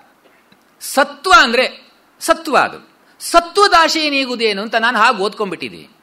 ಕೊನೆಗೂ ಅಲ್ಲಿವರೆಗೆ ಅದನ್ನ ವ್ಯಾಖ್ಯಾನಕ್ಕೆ ಹೋಗ್ತಾನೆ ಇರಲ್ಲ. ನನಗೆ ಅರ್ಥ ಆಗ್ತಿದ ಮೇಲೆ ಹೇಳಕ್ ಹೋಗಬಾರದು ಅಂತ. ಕೊನೆಗೆ ಹಾಕೋ ಒಂದು ಸಲ ನೋಡ್ತೀನಿ, ಅದು ಸ್ವ ಅಂತ ಇದೆ. ಅಬ್ಬಾ, ಒಂದು ವಕಾರ ಒತ್ತು ಬಂದು ಬಿಟ್ರೆ ಇಡೀ ಪದ್ಯದ ಅರ್ಥ ಯಾವ ರೀತಿ ಬದಲಾವಣೆ ಆಗುತ್ತೆ ನೋಡಿ. ಇಲ್ಲಿ ಸತ್ವದಾಶಯ ಏನು ಸತ್ವದಾಶಯನೀಗೋದು ಅರ್ಥ ಆಗ್ತಿರಲಿಲ್ಲ. ಹಾಗಾಗಿ ಕಗ್ಗದಲ್ಲಿ ಮೂಲತಃ ಅವರೇ ಕಗ್ಗದ ಪ್ರತಿಗಳನ್ನು ಪರಿಷ್ಕರಣೆ ಮಾಡಿದ್ದಾರೆ. ಅವರೇ ತಿದ್ದುಪಡಿ ಮಾಡಿದ ಆ ಪ್ರತಿ ಇದೆಯಲ್ಲ, ಅದು ಪವರ್ಫುಲ್, ಮೋಸ್ಟ್ ಪವರ್ಫುಲ್. ಈಗೆಲ್ಲ ಮತ್ತೆ ಪ್ರತಿಗಳಾಗಿದಾವಲ್ಲ, ಅವೆಲ್ಲ ತಪ್ಪುಗಳ ಸಂತೆ. ಮುದ್ರಾ ರಾಕ್ಷಸಾವಳಿ. ಈಗ ಟೈಪ್ ಮಾಡೋರಿಗೂ ಕನ್ನಡ ಚೆನ್ನಾಗಿ ಬರಲ್ಲ.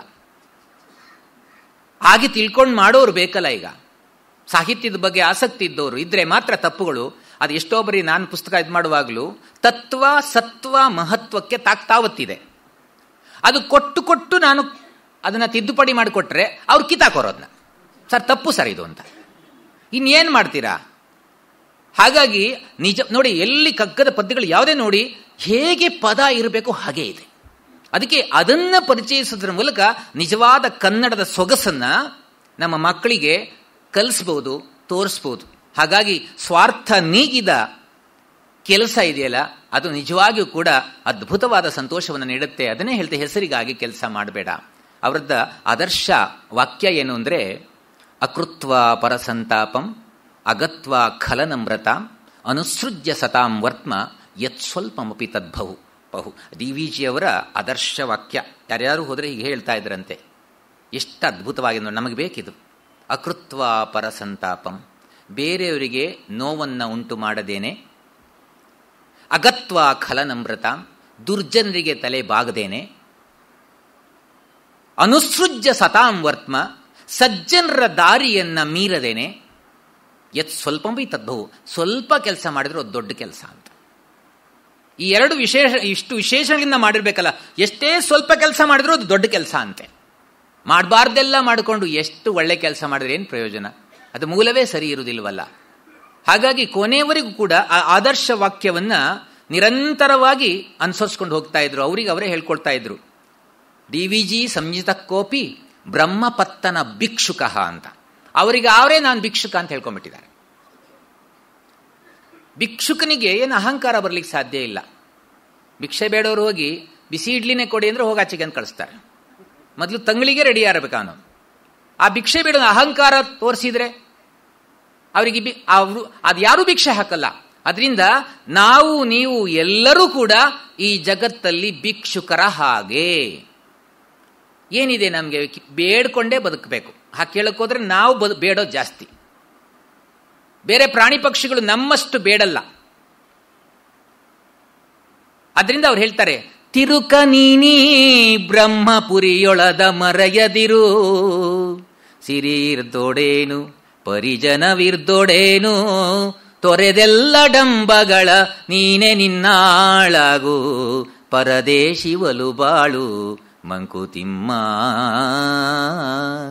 ತಿರುಕ ನೀನೀ ಬ್ರಹ್ಮಪುರಿಯೊಳದ ಮರೆಯದಿರು, ಈ ಬ್ರಹ್ಮಪುರಿಯಲ್ಲಿ ನೀನೊಬ್ಬ ತಿರುಕ, ಮರಿಬೇಡ. ಸಿರಿರ್ದೊಡೇನು ಪರಿಜನವಿರ್ದೊಡೇನು, ಎಷ್ಟಾದ್ರೂ ಸಂಪತ್ತಿರಲಿ, ಎಷ್ಟಾದ್ರೂ ಸೇವಕರು ಮನೇಲಿರಲಿ, ತೊರೆದೆಲ್ಲ ಢಂಬಗಳ ನೀನೇ ನಿನ್ನಾಳಾಗು, ಎಲ್ಲ ಆಡಂಬರಗಳನ್ನ ಬಿಟ್ಟು ನಿನ್ನನ್ನ ನೀನು ನಿಯಂತ್ರಿಸುವ ಮಟ್ಟಕ್ಕೆ ಇಳಿ. ನಿನ್ನನ್ನ ನೀನು ವಶೀಕರಿಸ್ಕೋ. ನೀನೇನು ಅಂತ ಗೊತ್ತಾಗಬೇಕು. ಬೇರೆಯವ್ರನ್ನ ತಿದ್ದಕ್ಕೆ ಹೋಗಬೇಡ ನೀನು. ಬಿಚ್ಚಿಯವರೊಂದು ಕಡೆ ಹೇಳ್ತಾರೆ, ನಿನ್ನಂತೆ ನೀನಾಗು ಚೆನ್ನೆಂದು ಅವರಿವರನ್ನು ಅನುಕರಿಸದಿರು, ಕತ್ತೆ ಮರಿ ಬಾಲ್ಯದಲ್ಲಿ ಎಷ್ಟೊಂದು ಮುದ್ದಿತ್ತು, ಎಷ್ಟೊಂದು ಚೆನ್ನಿತ್ತು, ಆದರೆ ಅದರ ಅಪ್ಪನಂತಾಗಿ ಹಾಳಾಗಿ ಹೋಯಿತು. ತಿರುಕ ನೀನೀ ಬ್ರಹ್ಮಪುರಿಯೊಳದ ಮರೆಯದಿರು, ಸಿರಿರ್ದೊಡೇನು ಪರಿಜನವಿರ್ದೊಡೇನು, ತೊರೆದೆಲ್ಲ ಢಂಬಗಳ ನೀನೆ ನಿನ್ನಾಳಾಗು. ಎಲ್ಲ ಅಹಂಕಾರ ಬಿಟ್ಟು ಹಾಕ್ಬಿಡು, ನೀನೆ ನಿನ್ನಾಳಾಗು. ಪರದೇಶಿ ಒಲು ಬಾಳು ಮಂಕುತಿಮ್ಮ. ಬೇರೆ ದೇಶದಲ್ಲಿ ಹೋದ್ರೆ ನಾವು ಹೇಗೆ ಬದುಕ್ತಾವೋ ಹಾಗೆ ಇಲ್ಲಿ ಬದುಕಬೇಕಂತೆ. ಇದು ಬೇರೆ ದೇಶ, ನಮ್ದು ಬೇರೆ ಇದೆ. ಕೆಲವರು ಅಳ್ತಾರೆ, ಅಯ್ಯೋ ಸತ್ ಮೇಲೆ ಏನಾಗ್ತೀನೋ ಏನು, ಬಹಳ ಚಿಂತೆ. ಈಗಿನ ವರ್ತಮಾನ ಕಾಲ ಬಿಟ್ಟು ಬಿಡೋದು, ಮರಣ ಆದ ಸತ್ ಮೇಲೆ ಏನಾಗುತ್ತೋ ಅದು ಈಗಲೇ ಜೀವಂತವಾಗಿಲೇ ಪಿಂಡ ಹಾಕ್ಕೊಂಡು ಅವ್ರು ರೆಡಿಯಾಗಿರ್ತಾರೆ ಹೋಗೋಕ್ಕೆ.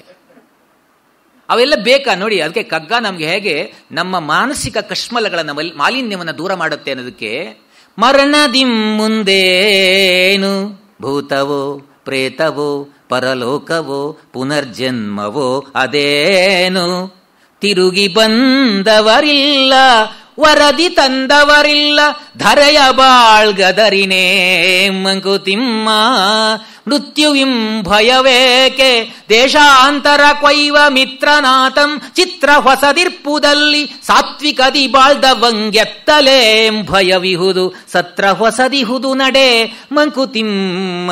ಭಗವದ್ಗೀತೆಯ ಸಾರ. ಸಾವಿಗೆ ಹೆದರಬೇಡ ನೀನು, ಸಾವಿನ ನಂತರ ಏನ ಚಿಂತೆ ಮಾಡಬೇಡ, ಈಗ ಚೆನ್ನಾಗಿ ಬದುಕಪ್ಪ. ಮರಣದಿಂ ಮುಂದೇನು, ಸತ್ ಮೇಲೆ ಏನಾಗ್ತೀವಿ ನಾವು? ಭೂತವೋ ಪ್ರೇತವೋ ಪರಲೋಕವೋ ಪುನರ್ಜನ್ಮವೋ ಅದೇನು, ಏನೋ ಗೊತ್ತಿಲ್ಲ ನಮಗೆ. ಯಾಕೆಂದ್ರೆ ತಿರುಗಿ ಬಂದವರಿಲ್ಲ. ಅಲ್ಲಿಗೆ ಹೋದವರು ಯಾರು ಬಂದಿದ್ದಾರೆ ವಾಪಸ್ಸು? ಇಲ್ಲ. ವರದಿ ತಂದವರಿಲ್ಲ, ಅಲ್ಲಿಂದ ಯಾವ ರಿಪೋರ್ಟು ಬಂದಿಲ್ಲ.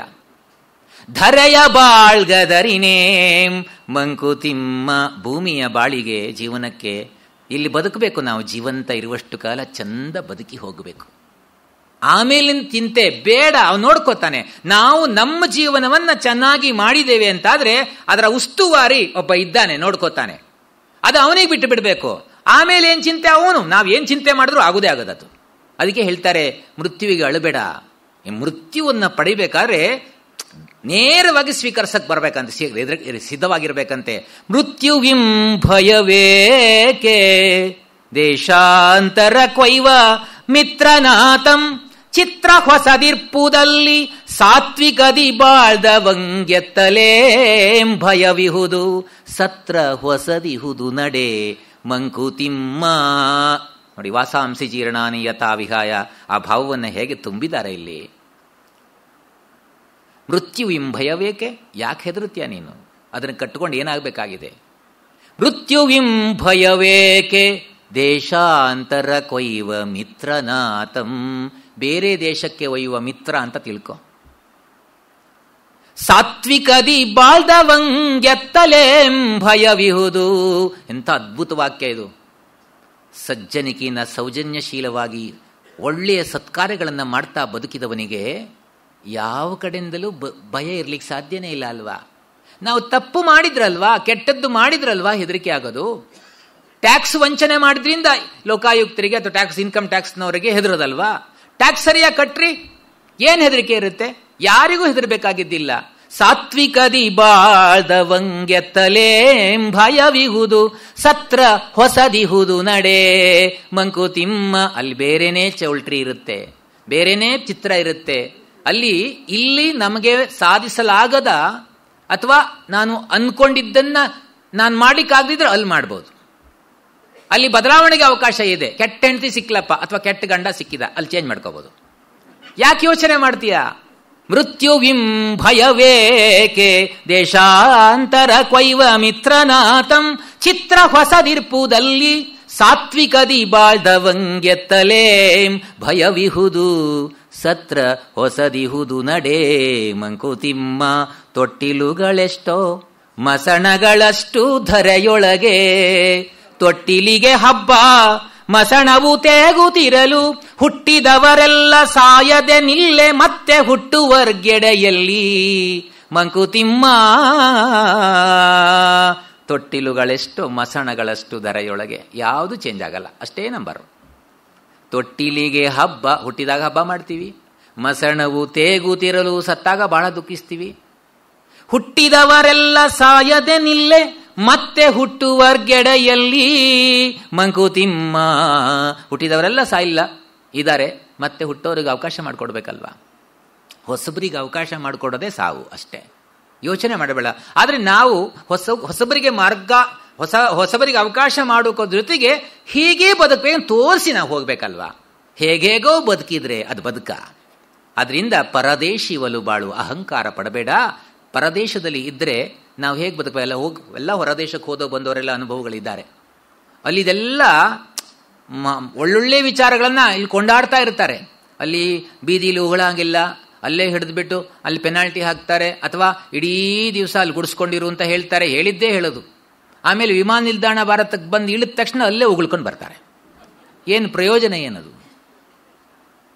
ಪರದೇಶದಲ್ಲಿದ್ದಾಗ ಅಲ್ಲಿಯ ನಿಯಮಗಳಿಗೆ ನಾವು ಬದ್ಧರಿರಬೇಕಾಗತ್ತೆ. ಯಾತ್ರಿಕರು ನಾವು ದಿವ್ಯ ಕ್ಷೇತ್ರವೀಲೋಕ, ಸತ್ರದಲ್ಲಿ ನೇಮದಿಂದಿರಲಿ ಕೆಡೆಯುಂಟು.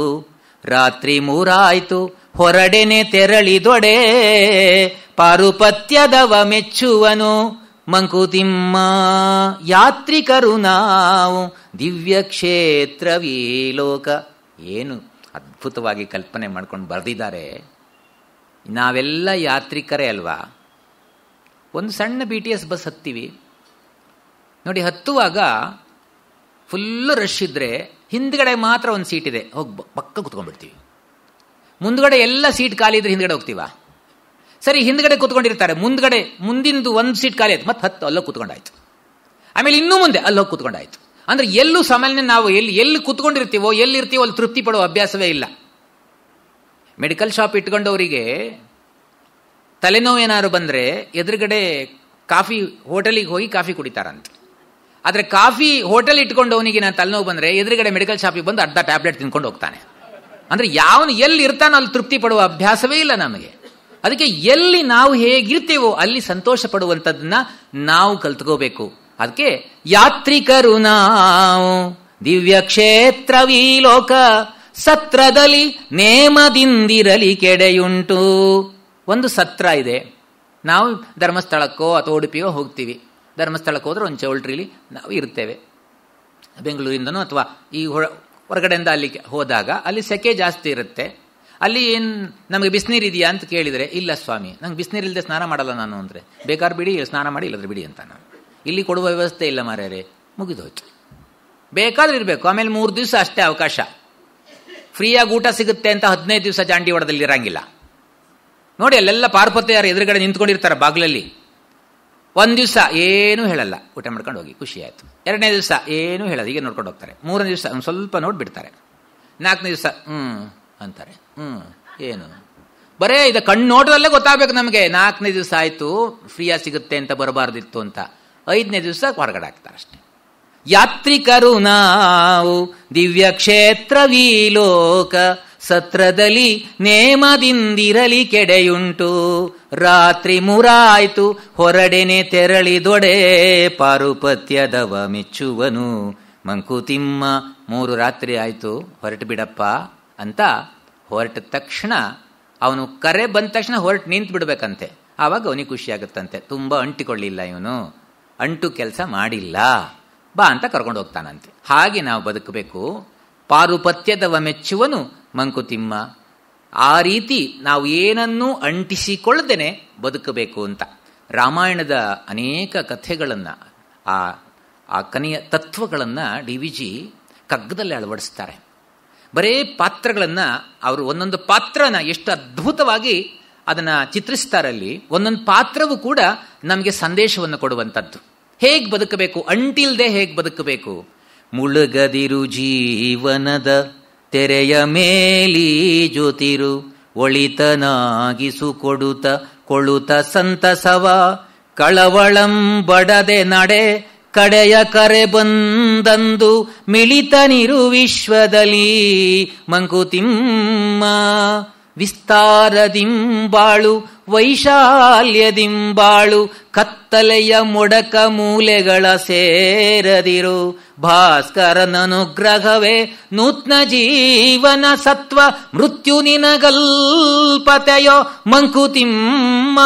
ತೆರೆಯಾಗು ವಿಶ್ವ ಜೀವನದ ದಿವ್ಯಾಬ್ಧಿಯಲಿ, ಕರಗಿಸದರಲಿ ನಿನ್ನ ಬೇರೆತನದರಿವ. ಮರುತ ನುರುಬನು ತಾಳು ತೇಳು ತೋಳಾಡುತ್ತ, ವಿರಮಿಸಾಲೀಲೆಯಲಿ ಮಂಕುತಿಮ್ಮ. ಈ ಬದುಕನ್ನು ಹೇಗೆ ನಿರ್ವಹಿಸ್ಕೊಂಡು ಹೋಗಬೇಕು ಅಂಟಿಲ್ದೆ. ಇಷ್ಟೆಲ್ಲ ಹೇಳಿ ಆಮೇಲೆ ಭರತನ ಪಾತ್ರ ನಮಗೆ ಎಷ್ಟು ಅದ್ಭುತವಾಗಿ ಕೊಡ್ತಾರೆ. ಮುಳುಗದಿರು ಜೀವನದ ತೆರೆಯ ಮೇಲೀಜುತಿರು. ಜೀವನದಲ್ಲಿ ಮುಳುಗು ಹೋಗಬೇಡ, ತೆರೆ ಮೇಲೆ ಈಜ್ತಾ ಹೋಗು. ಒಳಿತನಾಗಿಸು ಕೊಡುತ್ತ ಕೊಳುತ ಸಂತಸವ. ಹೇಗೆ ಬಳಕಂತೆ ನಾವು ಸಂತೋಷವನ್ನು ಕೊಟ್ಟು ಸಂತೋಷ ತಗೋಬೇಕಂತೆ. ನಾವು ಸಂತೋಷವನ್ನು ಕೊಟ್ಟು ಸಂತೋಷ ತಗೊಳ್ಳೋದು ಬಹಳ ಮುಖ್ಯ.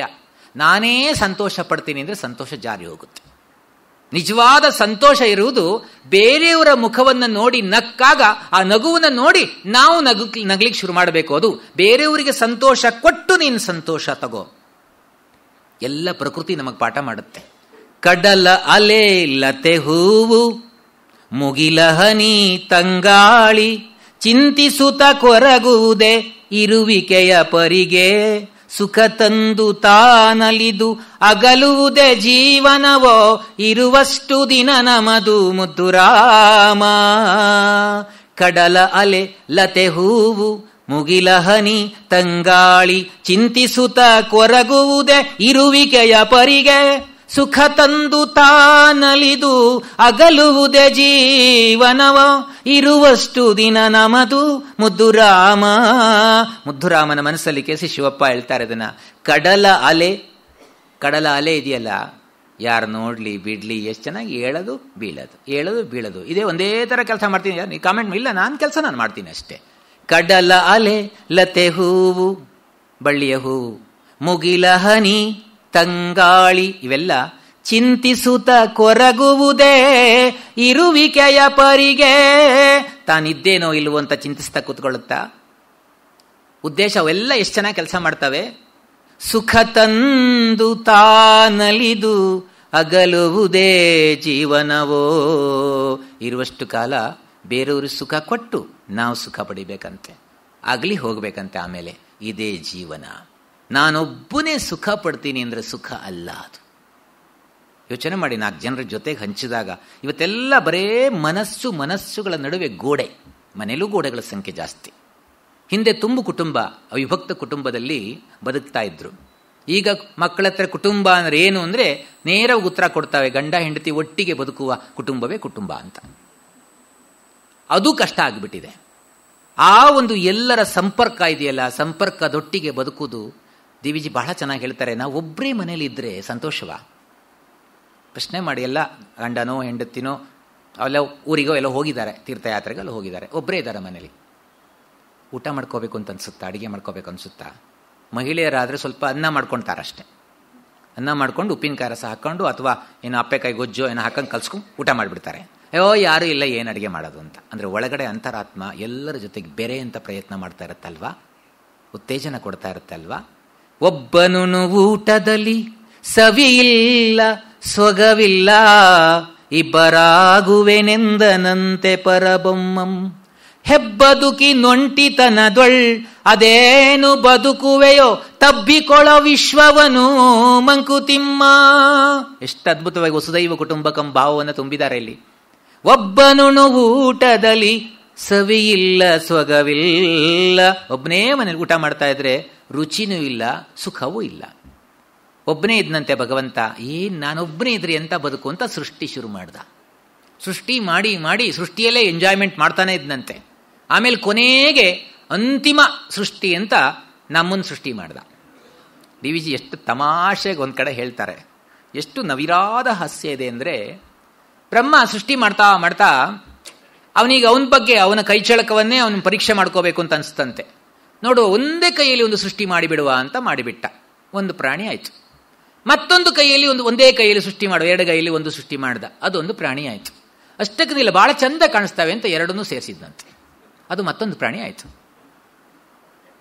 ಹಾಗೆ ನಮ್ಮ ಮೂಲ ಅದೇ ಥರ ಅಂತ ಎಷ್ಟು ಚೆನ್ನಾಗಿ ಹೇಳ್ತಾರೆ. ಪರಮೇಷ್ಟಿ ನಿಜ ಚಾತುರ್ಯ ನರಿಯೆ ನಿರವಿಸಿದ 2 ಕೈಯಿಂದ 2 ಜಂತುವ ಬಳಿಕ ಇರದೆ ತಾನವನೊಂದು ಗೂಡಿಸಲು ಬೆರಗಾಯ್ತು. ಸೃಷ್ಟಿ ಮಾಡ್ದ, ತನ್ನ ಚಾತುರ್ಯವನ್ನು ತಾನೇ ನೋಡಬೇಕು ಅಂತ 2 ಸೇರಿಸಿದಾಗ ಅವನಿಗೆ ಆಶ್ಚರ್ಯ ಆಯ್ತಂತೆ. ಮನುಷ್ಯ ಆದ. ಹಾಗಾದ್ರೆ ಆ 2 ಪ್ರಾಣಿಗಳು ಯಾವುದು ಅಂದರೆ ನಮಗೆ ಸಂದೇಹ ಬರುತ್ತಲ್ವಾ. ಎಷ್ಟು ಚೆನ್ನಾಗಿ ಹೇಳ್ತಾರೆ ಕೊನೆ ಸಾಲಲ್ಲಿ, ನರಿಯುವ ನರನರನು ಮಂಕುತಿಮ್ಮ. ಒಂದು ನರಿ, ಒಂದು ವಾನರ. ಮನುಷ್ಯರಲ್ಲಿ 2 ಬುದ್ಧಿ ಇದೆ ಅಲ್ವಾ. ನರಿ ಬುದ್ಧಿನೂ ಅದೇ ಅಲ್ಲ, ಹಿಂದ್ಗಡೆ ಕಾಲು ಎಳೆಯೋದು. ವಾನರ ಬುದ್ಧಿ ನಿಂತಲ್ಲಿ ನಿಂತ್ಕೊಳ್ಳಲ್ಲ, ಏನಾರು ಕೈ ಕಾಲು ಏನಾರು ಮಾಡ್ತಾನೆ ಇರುತ್ತೆ. ಎರಡೂ ಸೇರಿ ನರ ಆಗಿದ್ದು. ಅದರಿಂದ ನಮ್ಮಲ್ಲಿ ನರಿಸತ್ವವೂ ಇದೆ, ನರಸತ್ವವೂ ಇದೆ. ನಾವು ನರ ಅಷ್ಟೇ. ಹೀಗೆ ನಮ್ಮನ್ನು ಸೃಷ್ಟಿ ಮಾಡಿದಂತೆ ಒಬ್ಬನೇ ಇದ್ರೆ ಪ್ರಯೋಜನಕ್ಕೆ ಬರಲ್ಲ ಅಂತ ಸೃಷ್ಟಿಯಲ್ಲಿ ಆನಂದವನ್ನ ಪಡಿತಾ ಹೋದ. ಒಬ್ಬನುಣು ಊಟದಲ್ಲಿ ಸವಿಯಿಲ್ಲ ಸೊಗವಿಲ್ಲ, ಇಬ್ಬರಾಗುವೆನೆಂದನಂತೆ ಪರಬೊಮ್ಮಂ. ಹೆಬ್ಬದುಕಿ ನೊಂಟಿತನದೊಳ್ ಅದೇನು ಬದುಕುವೆಯೋ. ಒಬ್ಬನೇ ಅದೇನು ಬದುಕ್ತೀಯ? ತಬ್ಬಿಕೊಳ್ಳೋ ವಿಶ್ವವನು ಮಂಕುತಿಮ್ಮ. ಹೋಗಿ ವಿಶ್ವ ತಬ್ಬಿಕೋ, ನಿಜವಾದ ಆನಂದ ಅಂತ ಏನು ಅಂತ ಗೊತ್ತಾಗತ್ತೆ. ಕಡಲ ಅಲೆಲ್ಲತೆ ಹೂವು ಮುಗಿಲ ಹನಿ ತಂಗಾಳಿ, ಚಿಂತಿಸುತ್ತ ಕೊರಗುವುದೇ ಇರುವಿಕೆಯ ಪರಿಗೆ. ಸುಖ ತಂದು ತಾನಲಿದು ಅಗಲುವುದೇ ಜೀವನವೋ, ಇರುವಷ್ಟು ದಿನ ನಮದು ಮುದ್ದು ರಾಮ. ಇದ್ದಷ್ಟು ಕಾಲ 4 ಜನರಿಗೆ ಸಂತೋಷ ಕೊಟ್ಟು ನಾವು ಸಂತೋಷ ಪಡೆಯುವುದಿದೆಯಲ್ಲ, ಅದು ನಮ್ಮ ಜೀವನದ ಲಕ್ಷ್ಯವಾಗಬೇಕು. ಇರುವಷ್ಟು ದಿನ ನಮ್ಮದು, ಈ ಕ್ಷಣ ನಮ್ಮದು, ಮುಂದಿನ ಕ್ಷಣ ನಮ್ದಲ್ಲ. ಒಬ್ಬ ತುಂಬ ಸ್ಟಾಕ್ ಮಾಡ್ಕೊಂಡಿದ್ದ, ಎಲ್ಲ ರಿಸರ್ವೇಷನ್ ಮಾಡೋದು, ಏನು ಖರ್ಚು ಮಾಡ್ತಿರ್ಲಿಲ್ಲ, ಎಲ್ಲ ಬರೋದು ಸ್ಟಾಕ್ ಮಾಡ್ತಾ ಇದ್ದ. ಭಗವಂತ ಒಂದು ಸೂಟ್ ಕೇಸ್ ತೊಗೊಂಡು ಬಂದಂತೆ. ನೋಡ್ದ, ಹೊರಡು ನನ್ನ ಜೊತೆಗೆ, ಈ ಸೂಟ್ ಕೇಸ್ ತೊಗೊಂಡು ಬಾ, ನಿಂದೇ ಇದು ಅಂದ. ಇಲ್ಲ, ಇನ್ನೊಂದಷ್ಟೆಲ್ಲ ಕೆಲಸ ಇದೆ ಮಾಡಬೇಕು. ಇಲ್ಲ ಆಗೋಯ್ತು ಕೆಲಸ, ಇನ್ನು ಕೆಲಸ ಇಲ್ಲ ಆಗೋಯ್ತು, ಇಷ್ಟು ಸಮಯ ಕೊಟ್ಟಿದ್ದೇನೆ, ಇನ್ಯಾಕೆ ಬಾಕಿ ಇಟ್ಕೊಂಡಿದ್ಯಾ, ಬಾ ಅಂತ. ಹೀಗೇ ಹೋಗ್ತಾ ಹೋಗ್ತಾ ಆ ಸೂಟ್ ಕೇಸಲ್ಲಿ ಏನಿದೆ ಅಂತ ಭಗವಂತನ ಕೇಳಿದ್ ನಾನು. ಎಲ್ಲ ನಿನ್ನಗೇ ಸೇರಿದ ಸಾಮಾನುಗಳದು, ನಿನ್ನದೇ ಎಲ್ಲ ಅಂತ. ಹಾಗಾದರೆ ಆಸ್ತಿ, ಹಣ ಮತ್ತೆ ಆಸ್ತಿ ಪತ್ರ ಏನಾರಿದೆಯಾ? ಅಯ್ಯೋ, ಅದು ಭೂಮಿಗೆ ಸೇರಿದ್ದಪ್ಪ, ನಿನಗೇನಿದೆ ಅಲ್ಲಿ ಸೇರದೆ. ಆಯಿತು, ಹೆಂಡತಿ ಬಂಧುಗಳು ಅವೆಲ್ಲ ಸಮಾಜಕ್ಕೆ ಸೇರಿದವು, ನಿಂದೇನಿದೆ? ಮಗ ಇತ್ಯಾದಿಗಳು, ಮಗ ನಿನ್ನ ಆತ್ಮಕ್ಕೆ ಸೇರಿದವು, ನಿಂದೇನಿದೆ? ಮತ್ತಿನ್ನೇನು ಎಲ್ಲ ಉಳಿದವೆಲ್ಲ ದೇಹಕ್ಕೆ ಸೇರ್ಕೊಂಡವು, ನಿಂದೇನಿದೆ? ಹಾಗಾದ್ರೆ ನಂದೇನಿದೆ ತೆಗೆದು ನೋಡು ಅಂತ. ತೆಗೆದು ನೋಡ್ತಾನೆ, ಎಲ್ಲ ಖಾಲಿ ಖಾಲಿ. ಅರೆ, ಇಷ್ಟು ವರ್ಷ ಬದುಕಿದ್ದೇನೆ, ಹಾಗಾದ್ರೆ ನನ್ನದು ಅಂತ ಏನೂ ಇಲ್ವಾ? ಏನೂ ಮಾಡಿಲ್ವಾ ನಾನು? ಆಗ ಭಗವಂತ ಹೇಳಿದ್ದಂತೆ, ನಿನ್ನದು ಅನ್ನುವುದು ನಾ ಕೊಟ್ಟ ಕ್ಷಣಗಳು, ಈ ಕ್ಷಣ ನಿನ್ನದು. ಆದ್ರಿಂದ ಇಷ್ಟುವರೆಗೆ ಒಂದೊಂದು ಕ್ಷಣವೂ ನಮ್ಮದೇ, ಭಗವಂತ ಕೊಡುಗೆಯಾಗಿ ಕೊಟ್ಟಿದ್ದು. ಆದ್ರಿಂದ you have to live the moment, you have to love the moment and you have to enjoy the moment. ನಮ್ಮ ಮೂಮೆಂಟ್ ಇದೆಯಲ್ಲ, ಇವತ್ತು ನೆಕ್ಸ್ಟ್ ಇರುತ್ತೆ ಹೇಳಕ್ಕಾಗಲ್ಲ, ಇರುವಷ್ಟು ದಿನ ನಮ್ಮದು. ನಾಳೆ ಇರುತ್ತೆ ಅಂತ ಹೇಳಕ್ಕಾಗಲ್ಲ. ಏನೋ ಭವ್ಯವಾದ ಒಂದು ಅದ್ಭುತವಾದ ಅವಕಾಶವನ್ನು ನಮಗೆ ಕೊಟ್ಟಿದ್ದಾನೆ. ಕೆಟ್ಟದಾಗಿ ಉಪಯೋಗಿಸ್ಕೊಂಡು ಅದನ್ನು ಹಾಳು ಮಾಡಿಕೊಂಡ್ರೆ ಭಗವಂತನಿಗೆ ಮೆಚ್ಚುಗೆ ಆಗುತ್ತಾ? ನಮಗೆ ಅನಿಸುತ್ತೆ, ನಮ್ಮ ಒಳಗಡೆ ಸ್ಫೂರ್ತಿ ಇರುತ್ತಲ್ಲ, ಒಳ್ಳೇದು ಮಾಡಿದ್ರೆ ಎಷ್ಟು ಖುಷಿ ಆಗುತ್ತಲ್ವಾ? ಆನಂದ, ನಿಜವಾದ ಆನಂದ ಏನು? ನಾವು ನಮ್ಮ ಇರುವ ಆಸ್ತಿಯನ್ನು ಬೇರೆಯವ್ರ ಹತ್ರ ಹೋಲಿಸ್ಕೊಳ್ಳೋದು, ನಮ್ಮ ಹತ್ರ ಇರೋ ವಸ್ತುಗಳನ್ನು ಬೇರೆಯವ್ರ ಹತ್ರ ಹೋಲಿಸ್ಕೊಂಡ್ಬಿಟ್ರೆ ಇದ್ದು ಶಾಂತಿ ಎಲ್ಲ ನಾಶ ಆಗಿ ಹೋಗುತ್ತೆ. ಅದನ್ನೇ BTS ಬಸ್ಸಲ್ಲಿ ಎಲ್ಲ ಬರೆದಿದ್ದಾರೆ ನೋಡಿ. ಬರದಿಹುದರೆಣಿಕೆಯಲಿ ಬಂದಿಹುದ ಮರೆಯದಿರು, ಗುರುತಿಸು ಒಳಿತಿರುವುದನು ಕೇಡುಗಳ ನಡುವೆ.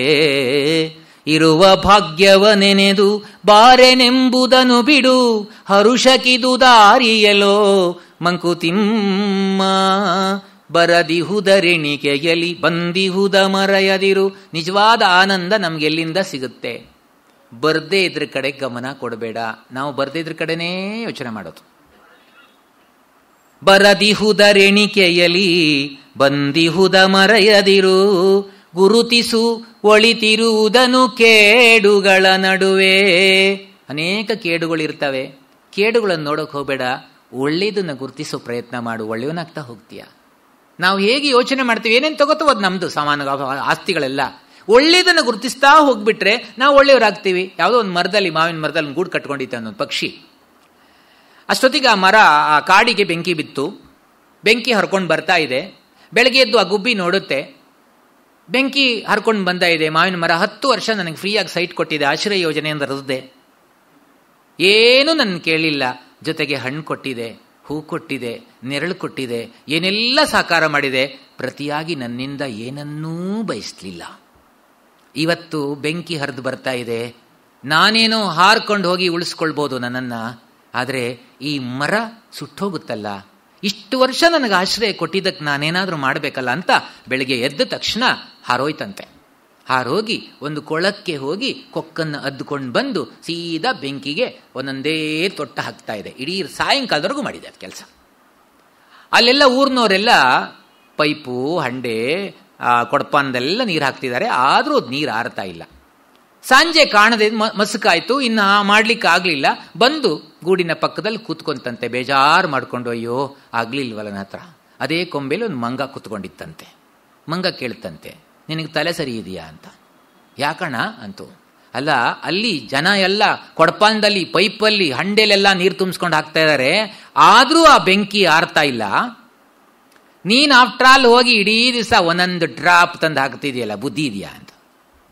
ಆಗ ಗುಬ್ಬಿ ಹೇಳ್ತಂತೆ, ನಾನು ಯಾಕೆ ಮಾಡ್ತಾ ಇದ್ದೇನೆ ಅಂತ ನಿನಗೆ ತಿಳ್ಕೊಳ್ಳುವಷ್ಟು ಅರಿವಿಲ್ಲ, ಅದಕ್ಕೆ ನಿನ್ನ ಮಂಗಣ್ಣ. ನಾನು ಯಾಕೆ ಮಾಡಿದೆ ಗೊತ್ತಾ? ಯಾಕೆ? ಏನಿಲ್ಲ, ನನಗೆ ಗೊತ್ತು. ನಾನು ಹಾಕಿದ ನೀರಿನ ಹನಿ ಆ ಬೆಂಕಿಯನ್ನು ಆರಿಸಲ್ಲ ಅಂತ ನನಗೆ ಗೊತ್ತು. ಆದರೆ ಮರ ನನಗಿಷ್ಟು ವರ್ಷ ಆಶ್ರಯ ಕೊಟ್ಟಿದೆ, ನನಗೆ ಆತ್ಮತೃಪ್ತಿ ಆಗಿ ನಾನೇನಾದ್ರೂ ಮಾಡಬೇಕಲ್ಲ. ಒಂದು ಮಂಗಣ್ಣ, ಭಗವಂತ ಇಲ್ಲಿ ಕಳಿಸ್ಬೇಕಾದ್ರೆ ಜೀವಿಗಳನ್ನು 2 ಗುಂಪುಗಳನ್ನಾಗಿ ಮಾಡಿ ಕಳಿಸಿರ್ತಾನೆ. ಒಂದು ಬೆಂಕಿ ಹಚ್ಚುವವರ ಗುಂಪು, ಇನ್ನೊಂದು ಬೆಂಕಿ ಆರಿಸುವವರ ಗುಂಪು. ನಾನು ಹಾಕಿದ ನೀರು ಬೆಂಕಿಯನ್ನ ಆರಿಸದೇ ಇದ್ರೂ ತೊಂದರೆ ಇಲ್ಲ, ಕೊನೆ ಪಕ್ಷ ಭಗವಂತ ನನ್ನನ್ನ ಬೆಂಕಿ ಆರಿಸುವವರ ಗುಂಪಿಗೆ ಸೇರಿಸ್ತಾನಲ್ಲ, ಅಷ್ಟೇ ಸಾಕು ಅಂತಂತೆ. ಗುರುತಿಸೊಳಿತಿರುವುದನ್ನು ಕೇಡುಗಳ ನಡುವೆ. ಕೇಡುಗಳನ್ನು ನೋಡಬಾರದು, ಗುರುತಿಸು ಒಳಿತಿರುವುದನ್ನು ಕೇಡುಗಳ ನಡುವೆ. ಇರುವ ಭಾಗ್ಯವ ನೆನೆದು ಬಾರೆನೆಂಬುದನ್ನು ಬಿಡು. ಏನು ಭಾಗ್ಯ ಭಗವಂತ ಕೊಟ್ಟಿದ್ದಾನೋ ಅದು ನಂದು, ಭಗವಂತನ ಪ್ರಸಾದ ಅಂತ ತಿಳ್ಕೊಂಡು ಅನುಭವಿಸು. ಬರ್ದೇ ಇದ್ರ ಕಡೆ ಗಮನ ಕೊಡಬೇಡ. ಈಶಾವಾಸ್ಯ ಉಪನಿಷತ್ತಲ್ಲಿ ಹೇಳಿದ ಹಾಗೆ ಇಲ್ಲ, ಈಶಾವಾಸ್ಯಮಿದಂ ಸರ್ವಂ ಯತ್ಕಿಂಚ ಜಗತ್ಯಾಂ ಜಗತ್ ತೇನ ತೆಕ್ತೇನ ಭುಂಜೀತಾ ಮಾಗೃದ ಕಸ್ಯ ಸಿದ್ಧನಂ. ಎಷ್ಟು ಅದ್ಭುತವಾಗಿದೆ, ಯಾರು ಅದ್ರ ಬಗ್ಗೆ ಯೋಚನೆ ಮಾಡಲ್ಲ. ಈಶಾವಾಸ್ಯ ಉಪನಿಷತ್ತು ಇದೆಯಲ್ಲ, ಇದೊಂದು ಅಧ್ಯಯನ ಮಾಡಿದ್ರೆ ಸಾಕಪ್ಪ. ಈ ಜಗತ್ತೆಲ್ಲ ಭಗವಂತನದ್ದು, ನಮ್ದೇನಿಲ್ಲ. ನಮ್ಮ ದೇಹವನ್ನೂ ಸೇರಿ ಎಲ್ಲ ಅವನದ್ದೇ. ಅವನು ನಮ್ಮ ಮೇಲೆ ಹೋಲ್ಡ್ ಇಟ್ಕೊಂಡಿದ್ದಾನೆ ಹೊತ್ತು ನಮ್ಮ ಮೇಲೆ ನಮ್ಗೆ ಹೋಲ್ಡ್ ಇಲ್ಲ. ಯಾವುದು ನಾವು ಹೇಳ್ದಂಗೆ ಕೇಳಲ್ಲ. ನಮ್ಮ ಶರೀರದಲ್ಲೇ ಪಾರ್ಟ್ ತಗೊಳ್ಳಿ, ತಲೆ ಕೂದಲು ಬಿಳಿ ಆಗಬೇಡ ಅಂತೇಳಿ ತನ್ನಟ್ಟಕ್ಕೆ ಆಗ್ತಾ ಇರುತ್ತೆ ಅಷ್ಟೇ. ಪೇಂಟ್ ಹೊಡ್ಕೊಂಡು ಮುಚ್ಚಬೇಕಷ್ಟೇ. ನಾವು ಸುಕ್ಕು ಬರಬೇಡ, ಬಂದೇ ಬರುತ್ತೆ. ಕೈಕಾಲು ನೋವು ಕೊನೆಗೆ ವಯಸ್ಸಾದಾಗ ಬರ್ತಾ ಹೋಗ್ತಾ ಇರುತ್ತೆ. ನಮ್ಗೆ ಅದ್ರ ಮೇಲೆ ಹೋಲ್ಡ್ ಇಲ್ಲ, ಎಲ್ಲ ಅವನದ್ದೇ. ಎಷ್ಟು ಚೆನ್ನಾಗಿ ಹೇಳುತ್ತೆ, ಈಶಾವಾಸ್ಯಂ ಇದಂ ಸರ್ವಂ ಯತ್ಕಿಂಚ ಜಗತ್ಯಾಂ ಜಗತ್. ಈ ಜಗತ್ತಲ್ಲಿ ಏನೆಲ್ಲ ಇದೆಯೋ ಅದು ಭಗವಂತನ ಅಧೀನ, ಸೃಷ್ಟಿ ಅಧೀನ. ತೇನ ತೆಕ್ತೇನ ಭುಂಜೀತಾಹ. ಅವನು ಏನು ನಮಗೆ ಕೊಟ್ಟಿದ್ದಾನೆ, ನಮಗಾಗಿ ಏನು ಬಿಟ್ಟಿದ್ದಾನೆ, ಅದನ್ನ ನೀನು ಅನುಭವಿಸು. ಮಾಗೃದ ಕಸ್ಯು ಸಿದ್ಧನಂ. ಬೇರೆಯವರ ಸಂಪತ್ತಿಗೆ ಆಸೆ ಪಡಬೇಡ. ನಮ್ಮ ಶಾಂತಿ ಹಾಳು ಮಾಡಿಕೊಳ್ಳೋದು ಬೇರೆಯವರೇ ಸಂಪತ್ತಿಗೆ ಆಸೆ ಪಟ್ಟುಕೊಂಡು. ನಮಗೆ ಭಗವಂತ ಏನು ಕೊಟ್ಟಿದ್ದಾನೋ ಒಳ್ಳೇದೇ ಕೊಟ್ಟಿರ್ತಾನೆ, ನೋಡಲ್ಲ ನಾವಷ್ಟೇ. ಬೇರೆಯವರನ್ನ ಹೋಲಿಸಿ ನಮ್ಮ ಸಂಪತ್ತನ್ನು ಹಾಳು ಮಾಡ್ಕೋತೀವಿ ನಾವು. ಅದಕ್ಕೆ ಬರದಿಹುದ ರೆಣಿಕೆಯಲ್ಲಿ ಬಂದಿಹುದ ಮರೆಯದಿರು, ಗುರುತಿಸು ಒಳಿತಿರುವುದನ್ನು ಕೇಡುಗಳ ನಡುವೆ, ಇರುವ ಭಾಗ್ಯವ ನೆನೆದು ಬಾರೆನೆಂಬುದನ್ನು ಬಿಡು. ಹರುಷಕ್ಕಿದು ದಾರಿಯೇಲೋ ಮಂಕುತಿಮ್ಮ, ಸಂತೋಷಕ್ಕಿದು ದಾರಿಯಂತೆ. ನಾವ್ಯಾವತ್ತಾದರೂ ಭಗವಂತ ಏನು ಕೊಟ್ಟಿದ್ದಾನೋ ಅದನ್ನು ತೃಪ್ತಿ ಪಡ್ತೀವ? ಅಯ್ಯೋ ಕಷ್ಟ ಕಷ್ಟ ಬಬ್ಬೆ ಹೊಡಿತಾ ಇರ್ತೀವಿ. ಎಡ್ಡರು ತೊಡರೆನಲೇಕೆ ಬಿಡಿಸು ಮತಿಗಾದಿ ಆದನಿತು, ದುಡಿ ಕೈಯಿನಾದನಿತು ಪಡು ಬಂದ ಪಾಡ, ಬಿಡು ಮಿಕ್ಕುದನು ವಿಧಿಗೆ ಬಿಡದಿರುಪ ಶಾಂತಿಯನು, ಬಿಡುಗಡೆಗೆ ದಾರಿಯದು ಮಂಕುತಿಮ್ಮ. ಎಷ್ಟು ತತ್ವ ಹೇಳಿದ್ದಾರೆ ನೋಡಿ ಇಲ್ಲಿ. ಎಡರು ತೊಡರೆನಲೇಕೆ, ಕಷ್ಟ ಕಷ್ಟ ಅಂತ ಯಾಕೆ ಹೇಳ್ತೀಯ? ಎಡರು ತೊಡರೆನಲೇಕೆ ಬಿಡಿಸು ಮತಿಗಾದನಿತ. ಎಷ್ಟು ಸಾಧ್ಯವೋ ನಿನ್ನ ಬುದ್ಧಿಗೆ, ಎಷ್ಟು ಸಾಧ್ಯವೋ ಅಷ್ಟು ಬಿಡಿಸ್ಕೋ. ಎಡರು ತೊಡರೆನಲೇಕೆ ಬಿಡಿಸು ಮತಿಗಾದನಿತ, ದುಡಿ ಕೈನಾದನಿತು ಪಡು ಬಂದ ಪಾಡ. ಕೈಯಲ್ಲಾದಷ್ಟು ದುಡಿ, ಆಮೇಲೂ ಏನು ಅವಸ್ಥೆಗಳು ಬರುತ್ತೋ ಅನುಭವಿಸು. ಬಿಡು ಮಿಕ್ಕುದನು ವಿಧಿಗೆ ಬಿಡದಿರುಪ ಶಾಂತಿಯನು. ಉಳಿದೆಲ್ಲ ವಿಧಿಗೆ ಬಿಟ್ಟು ಬಿಡು. ಆದರೆ ಮಾನಸಿಕ ಶಾಂತಿಯನ್ನು ಮಾತ್ರ ಕಳ್ಕೋಬೇಡ. ಆ ಮಾನಸಿಕ ಶಾಂತಿ ಇದೆಯಲ್ಲ, ಅದೇ ಬಿಡುಗಡೆಗೆ ದಾರಿ ಮಾಡಿಕೊಡ್ತದೆ. ಎಡರು ತೊಡರೆನಲೇಕೆ ಬಿಡಿಸು ಮತಿಗಾದನಿತ, ದುಡಿ ಕೈನಾದನಿತು ಪಡು ಬಂದ ಪಾಡ, ಬಿಡು ಮಿಕ್ಕುದನು ವಿಧಿಗೆ ಬಿಡದಿರುಪ ಶಾಂತಿಯನು, ಬಿಡುಗಡೆಗೆ ದಾರಿಯದು ಮಂಕುತಿಮ್ಮ. ಅಂದಿಗಂದಿನ ಕೆಲಸ ಸಂದನಿ ತರಲಿ ತೃಪ್ತಿ, ಕುಂದದ ಒಬ್ಬದ ಮನಸ್ಸು ಬಂದುದೇನಿರಲಿ, ಬಂಧುಮತಿ ಲೋಕದಲ್ಲಿ ಮುಂದೃಷ್ಟಿ ಪರಮದಲ್ಲಿ ಹೊಂದಿರಲಿ ವಧು ಪುಣ್ಯ ಮಂಕುತಿಮ್ಮ. ಏನಾನು ಮಮ್ಮಾಡು ಕೈಗೆ ದೊರೆತು ಜುಗವ, ನಾನೇನು ಹುಲುಕಡ್ಡಿ ಎಂಬ ನುಡಿಬೇಡ, ಹೀನಮಾವುದು ಮಿಲ್ಲ ಜಗದ ಗುಡಿಯೋಳಿಗದಿ, ತಾಣ ನಿನಗಿಹುದಲ್ಲಿ ಮಂಕುತಿಮ್ಮ. ಎಂಥ ಸ್ಫೂರ್ತಿ ನೋಡಿ. ಅಂದಿಗಂದಿನ ಕೆಲಸ, ಫೈಲ್ಗಳು ಯಾವಾಗಲೂ ಟೇಬಲ್ ಮೇಲೆ ಇರಬಾರದು. ನಾಳೆ ಅವತ್ತಿನ ಫೈಲ್ ಅವತ್ತೇ ಕ್ಲಿಯರ್ ಮಾಡಿಬಿಡಬೇಕು. ಈಗ ಸರ್ಕಾರಿ ನೌಕರಿಗೆಲ್ಲ ಸೇರಿಸ್ಕೊಂಡು ಕಗ್ಗ ಮಾಡಬೇಕು. ಅವ್ರು ಕೇಳೋದೇ ಇಲ್ಲ ಬಿಡಿ, ಓಡಾಡಿಯೇ ಅಭ್ಯಾಸ, ನೀನು ಕೂತ್ಕೊಂಡು ಕೇಳೋ ಅಭ್ಯಾಸ ಇಲ್ಲ ಬಿಡಿ. ಅಂದಿಗಂದಿನ ಕೆಲಸ ಸಂದನಿ ತರಲಿ ತೃಪ್ತಿ. ಒಂದೊಂದು ವಾಕ್ಯ ಎಷ್ಟು ಚೆನ್ನಾಗಿದೆ, ವೇದವಾಕ್ಯ ಇದ್ದ ಹಾಗೆ. ಅವತ್ತಿನ ಕೆಲಸ ಅವತ್ತು ಮಾಡು, ಏನು ಸಿಗುತ್ತೋ ಅದರೊಳಗೆ ತೃಪ್ತಿ ಪಟ್ಕೋ. ಸುಖಾನಾಂ ತುಷ್ಟಿರುತ್ತಮ ಅಂತ ಯಕ್ಷ ಪ್ರಶ್ನೆಯಲ್ಲಿ ಮಹಾಭಾರತದಲ್ಲಿ ಬರುತ್ತೆ. ಕಶ್ಚ ಲೋಕೆ ಪರೋಲೋಕ ಕಶ್ಚ ಧರ್ಮೋ ಪರೋಲೋಕೆ ರಾಜನ್ ಕೇನಚ ಬುದ್ಧಿಮಾನ್. ಯಾವುದು ಸುಖ, ಯಾವುದು ಧರ್ಮ, ಯಾವುದರಿಂದ ಬುದ್ಧಿವಂತನಾಗ್ತಾನೆ ಅಂತ ಯಕ್ಷ ಪ್ರಶ್ನೆ ಮಾಡಿದ್ದಕ್ಕೆ ಧರ್ಮರಾಜ ಹೇಳ್ತಾ ಹೋಗ್ತಾನೆ, ಆನೃಷ್ಯಂ ಸ್ಯಂ ಪರೋ ಧರ್ಮಃ ಬುದ್ಧಿಮಾನ್ ವೃದ್ಧ ಸೇವೆಯ ಸುಖಾನಾಂ ತುಷ್ಟಿರುತ್ತಮ. ದಯೆ ಇದೆಯಲ್ಲ, ದಯೆ ಧರ್ಮಗಳಲ್ಲಿ ಅತ್ಯಂತ ಶ್ರೇಷ್ಠವಾದ ಧರ್ಮ. ಬುದ್ಧಿವಂತ ಮನುಷ್ಯ ಯಾವುದರಿಂದ ಆಗ್ತಾನೆ ಅಂದರೆ ನಮ್ಗೆ ಯಾರಿಗೂ ನಂಬಿಕೆನೇ ಬರಲ್ಲ ಅದು. ಬುದ್ಧಿಮಾನ್ ವೃದ್ಧ ಸೇವೆಯ, ಹಿರಿಯರ ಸೇವೆ ಮಾಡೋದ್ರಿಂದ ಬುದ್ಧಿವಂತನಾಗ್ತಾನಂತೆ. ಹೇಗೆ ಗೊತ್ತಿಲ್ಲ, ಸೇವೆ ಮಾಡಿ ನೋಡಬೇಕಷ್ಟೆ. ಯಾಕೆ ಅಂದರೆ ಈಗ ತಾರುಣ್ಯದಲ್ಲಿ ಕೆಲಸ ಮಾಡತ್ತ, ಈಗ ಮನೆಯಲ್ಲಿ ಅಜ್ಜ ಅಜ್ಜಿ ಇದ್ದರೆ ಅವ್ರು ಯಾವ ಥರ ಕೆಲಸ ಮಾಡ್ತಾರೆ?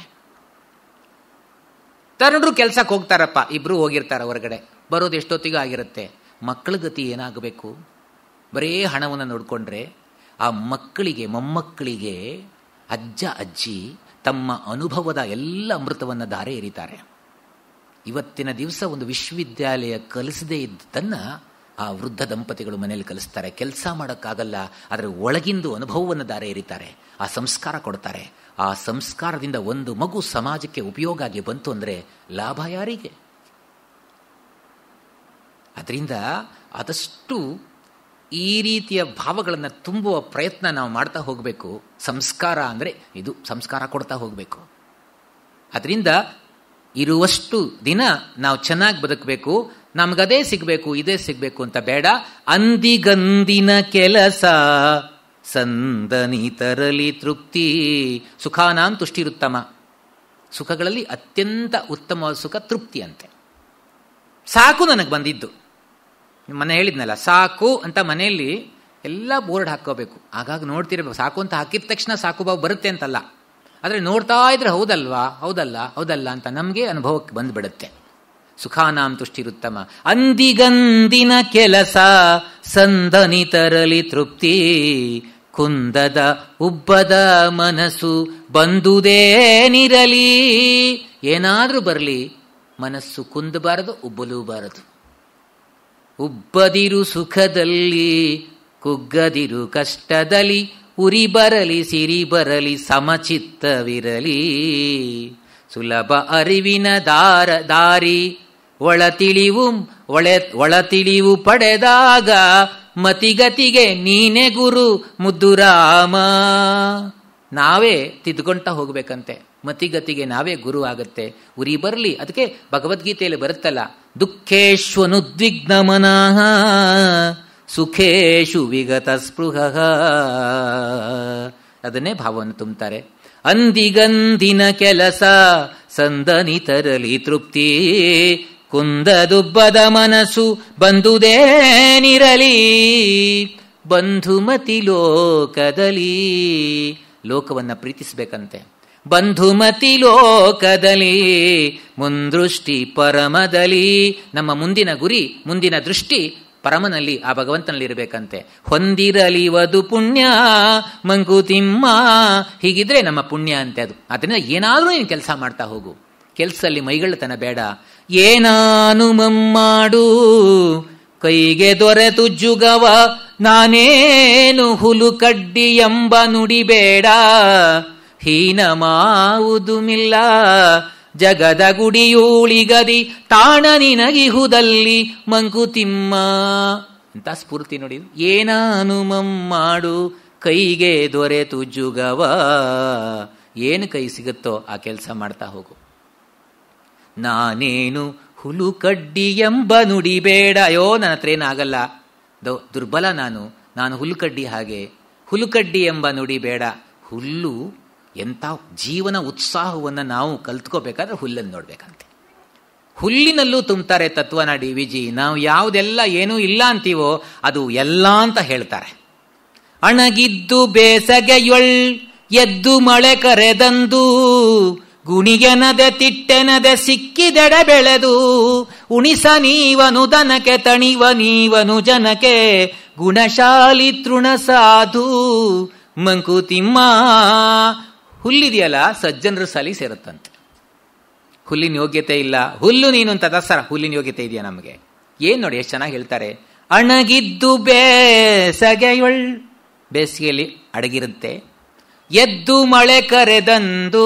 4 ಹನಿ ಮಳೆ ಬಿದ್ದ ತಕ್ಷಣ ಎಲ್ಲಿಲ್ಲದ ಸ್ಫೂರ್ತಿಯಿಂದ ಬರುತ್ತೆ ಆ ಬೇಸಿಗೆಯಲ್ಲಿ ಸೂರ್ಯ ಒಣಗಿಸ್ತಾನೆ ಜಾನುವಾರುಗಳು ತುಳಿತವೆ ಕೆತ್ತಿ ಹಾಕ್ತಾರೆ ಮನುಷ್ಯರು ಮೆಟ್ಕೊಂಡು ತುಳಿತಾರೆ ಇಷ್ಟೆಲ್ಲ ಅನಾಚಾರ ಮಾಡಿದ್ರು ಸಹಿಸಿಕೊಂಡು 4 ಮಳೆ ಹನಿ ಬಂತು ಅಂದ್ರೆ ಎಲ್ಲಿಲ್ಲದ ಉತ್ಸಾಹದಿಂದ ಮೇಲೆ ಎದ್ದು ಬಿಡ್ತಾವಲ್ಲ ಎಂಥ ಜೀವನೋತ್ಸಾಹ ನಾನು ಸಣ್ಣದು ಅಂತ ಅದು ಭಾವ ಇದೆಯಾ ಏನಾದ್ರು ಅಣಗಿದ್ದು ಬೇಸಗೆಯೊಳ್ ಎದ್ದು ಮಳೆ ಕರೆದಂದು ಗುಣಿಯನದೆ ತಿಟ್ಟೆನದೆ ಸಿಕ್ಕಿದೆಡೆ ಬೆಳೆದು ಅದು ಹೊಂಡ ಇರ್ಬೋದು ದಿಬ್ಬದ ಪ್ರದೇಶ ಇರ್ಬೋದು ಎಲ್ಲ ಅವಕಾಶ ಸಿಗುತ್ತೋ ಅಲ್ಲೇ ಸೊಂಪಾಗಿ ಬೆಳೆಯುತ್ತೆ ನಮಗೆ ಮಾತ್ರ ಬಸ್ ಸ್ಟ್ಯಾಂಡ್ ಹತ್ರನೇ ಬೇಕು ಸೈಟ್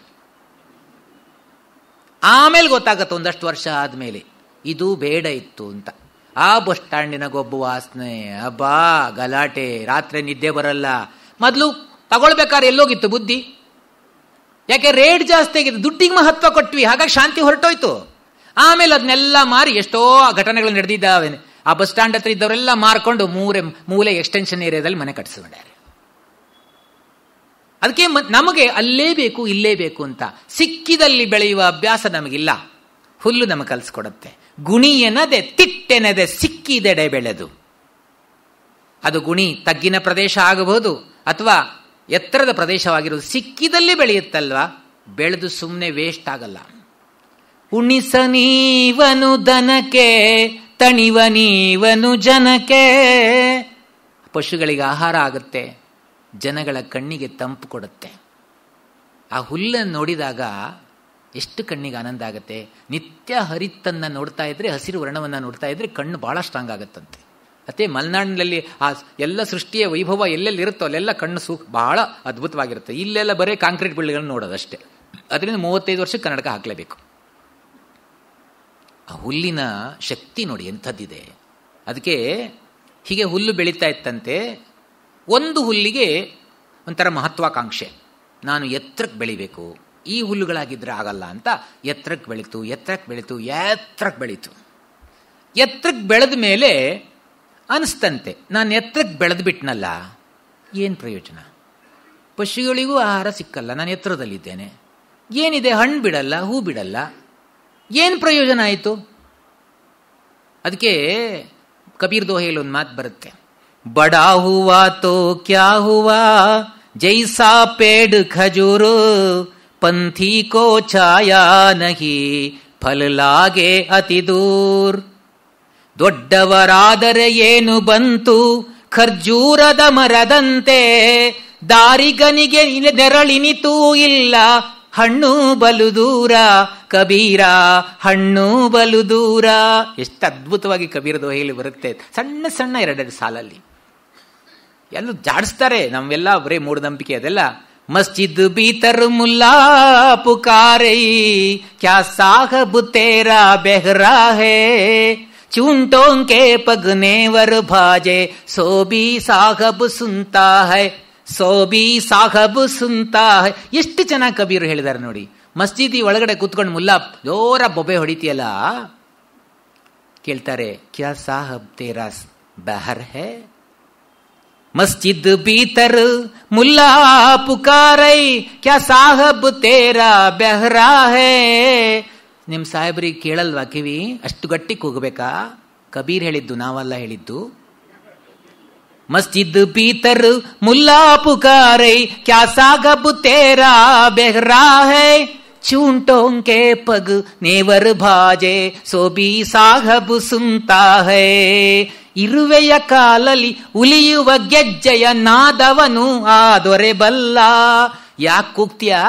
ಇರುವೆ ಕಾಲಿನ ಸದ್ದು ಅವನು ಕೇಳಿಸ್ಕೋತಾನೆ, ಕೂಗೇ ಹೇಳಬೇಕಾಗಿದ್ದಿಲ್ಲ ಅಂತ ಕಬೀರ್ ಎಷ್ಟು ಚೆನ್ನಾಗಿ ಹೇಳ್ತಾರೆ. ಎರಡೆರಡು ಸಾಲಲ್ಲ, ಅದ್ಭುತ. ದೊಡ್ಡವರಾದರೆ ಏನು ಬಂತು, ಖರ್ಜೂರದ ಮರದಂತೆ. ದೊಡ್ಡ ಎತ್ತರ ಬೆಳೆದ್ರೆ ಏನ್ ಬಂತು? ಖರ್ಜೂರದ ಮರದ ಹಾಗೆ. ದಾರಿಗನಿಗೆ ನೆರಳು ಇನಿತೂ ಇಲ್ಲ, ನೆರಳು ಕೊಡಲ್ಲ. ಹಣ್ಣು ತಿನ್ನೋಣ ಅಂದ್ರೆ ಬಹಳ ಎತ್ತರದಲ್ಲಿ ದೂರದಲ್ಲಿದೆ. ಈ ರೀತಿ ಬೆಳೆದ್ರ ಪ್ರಯೋಜನ ಇಲ್ಲ. ಹಾಗೆ ಬೆಳೀತು ಬೆಳೀತು ತನ್ನನ್ನು ತಾನು ಆತ್ಮವೀಕ್ಷಣೆಗೊಳಪಡಿಸ್ತು. ಈಗ ನಮ್ಮನ್ನು ನಾವು ತಿದ್ಕೋತಾ ಹೋಗಬೇಕು. ನಾನೇನ್ ಮಾಡಿದೆ ಅಂತ ಪ್ರಶ್ನೆ ನಿರಂತರವಾಗಿ ಮಾಡ್ತಾ ಇದ್ರೆ ನಾವು ತಿದ್ಕೊಳ್ತಾ ಹೋಗ್ತೀವಿ. ಅದು ತಿದ್ಕೋತಂತೆ. ಹುಲ್ಲಿನ ಜಾತಿ ಸೇರಿದ್ರು ಇಲ್ಲ, ನಾನು ಎತ್ತರ ಬೆಳೆದಿದ್ದಾಗಲಿಲ್ಲ, ಈಗ ಏನು ಮಾಡೋಣ ಅಂತ ಯೋಚನೆ ಮಾಡ್ತಂತೆ. ಎಲ್ಲದಕ್ಕೂ ನಾನು ಉಪಯೋಗ ಆಗಬೇಕು ಅಂತ ಮೊದಲು ತನ್ನನ್ನು ಖಾಲಿ ಮಾಡ್ಕೋತಂತೆ. ಒಳಗಡೆ ಏನನ್ನೂ ಇಟ್ಕೊಳ್ಳಿಲ್ಲ, ಅಹಂಕಾರವನ್ನು ದೂರ ಮಾಡ್ತು. ಆಗ ಜನ ಬಂದು ಅದನ್ನು ಕರ್ಕೊಂಡು ಹೋಗಿ ಸ್ವಾಮೀಜಿಯವರಿಗೆ ಪಲ್ಲಕ್ಕಿ ಮಾಡಿದ್ರು, ಬಿದಿರನ್ ಬುಟ್ಟಿ ಮಾಡಿದ್ರು, ಬಿದಿರೆ ಬುಟ್ಟಿ ಮಾಡಿದ್ರು, ತೊಟ್ಟಿಲು ಮಾಡಿದ್ರು, ಚಟ್ಟಕ್ಕೂ ಉಪಯೋಗಿಸಿದ್ರು. ಎಲ್ಲದಕ್ಕೂ ಬಂತದು. ಅಷ್ಟೆತ್ತರಕ್ಕಾಗಿ ಬೆಳೆದ ಮೇಲೆ, ಖಾಲಿ ಆದ ಮೇಲೆ, ನಾನು ಖಾಲಿ ಮಾಡ್ಕೊಂಡಿದ್ದೀನಿ ಅಂತ ಆದ್ಮೇಲೆ ಎಲ್ಲ ಉಪಯೋಗಕ್ಕೆ ಬಂತು. ಆಗ ಇನ್ನೂ ಒಂದು ಮಹತ್ವಾಕಾಂಕ್ಷೆ ಹೋಗಿರಲಿಲ್ಲ. ಅದನ್ನೆಲ್ಲ ನೋಡಿದ್ದು ಖಾಲಿ ಆಗಿ ನಿರಹಂ ಭಾವದಿಂದ ಇರೋದು ನೋಡಿದ ತಕ್ಷಣ ನಮ್ಮ ಕೃಷ್ಣ ಅದನ್ನು ತಗೊಂಡು ಕೊಳಲು ಮಾಡಿದ್ನಂತೆ. ಖಾಲಿಯಾಗಿದೆಯಲ್ಲಪ್ಪ, ನನ್ನ ಅನುಗ್ರಹ ಕೃಪೆ, ಆ ಗಾಳಿಯನ್ನು ತುಂಬುತ್ತೇನೆ ಅಂತ ಲೀಲಾಶುಕ ಅದ್ಭುತವಾಗಿ ಕೃಷ್ಣ ಬಾಲಕೃಷ್ಣ ಕೊಳಲು ಊದಿದಾಗ ಏನೆಲ್ಲ ಆಯಿತು ಅಂತ ಎಷ್ಟು ಚೆನ್ನಾಗಿ ವರ್ಣಿಸ್ತಾನೆ. ಕಾಲಿಂದಿ ಬಹುಲ ಪ್ರವಾಹ ರಭಸಂ ಸಂಸ್ತಂಭಯನ್ ತತ್ಕ್ಷಣಾತ್ ಶೈಲಾನ್ ವಿದ್ರವಯನ್ ಮೃಗಾನ್ ವಿವಶಯನ್ ಗೋವೃಂದಮಾನಂದಯನ್ ಗೋಪಾನ್ ಸಂಭ್ರಮಯನ್ ಮುನೀನ್ ಮುಕುಲಯನ್ ಸಪ್ತಸ್ವರಾನ್ ಜೃಂಭಯನ್ ಓಂಕಾರಾರ್ಥಮುದಾರಯನ್ ವಿಜಯತೆ ವಂಶೀನಿನಾದ ಶಿಶೋಹೋ. ಶಿಶೋಹೋ ವಂಶೀನಿನಾದ. ಆ ಬಾಲ ಮುಕುಂದನ ಕೊಳಲಿನ ನಾದ ಏನೆಲ್ಲ ಮಾಡ್ತಂತೆ. ಅವನ ಕೊಳಲಿನ ಧ್ವನಿ ಕೇಳಿದ್ರೆ ಸಾಕು, ಕಾಳಿಂದಿ ಪ್ರವಾಹ ಅಲ್ಲೇ ನಿಂತ್ಕೊಂಡ್ಬಿಡ್ತಿತ್ತಂತೆ. ಗೋಪಾಲಕೃಷ್ಣರು ಹೇಳ್ತಾರೆ, ಕೊಳಲಿನ ದನಿಗೆ ಕೊಲುವ ಧ್ವನಿ, ಕೊಲುವ ದನಿ, ಕೊಂದು ಬದುಕಿಸುವ ದನಿ, ಸಾವೇನೆಂದಾಸೆಯ ಕೆರಳಿಸುವ ಜೀವೋತ್ತರದ ಧ್ವನಿ. ಗೋಪಾಲಕೃಷ್ಣ ಅಡಿಗರು ಕೊಳಲಿನ ದನಿಗೆ ಹೇಳ್ತಾರೆ. ಪೂತಿ ನರಸಿಂಹ ಆಚಾರ್ಯ ಹೇಳ್ತಾರೆ, ಎಷ್ಟು ಅದ್ಭುತವಾಗಿ ಹೇಳ್ತಾರೆ ಅದನ್ನ. ಭವದ ಸುಖಗಳನ್ನು ಸದಾ ಹಂಬಲಿಸುವ ಜೀವಕಾಮ ಪ್ರವೃತ್ತಿಯಿಂದ ನಮ್ಮನ್ನು ಬಿಡಿಸಿ ಊರ್ಧ್ವಮುಖಿ ಅಭೀಪ್ಸೆಯನ್ನು ಪ್ರಚೋದಿಸುವ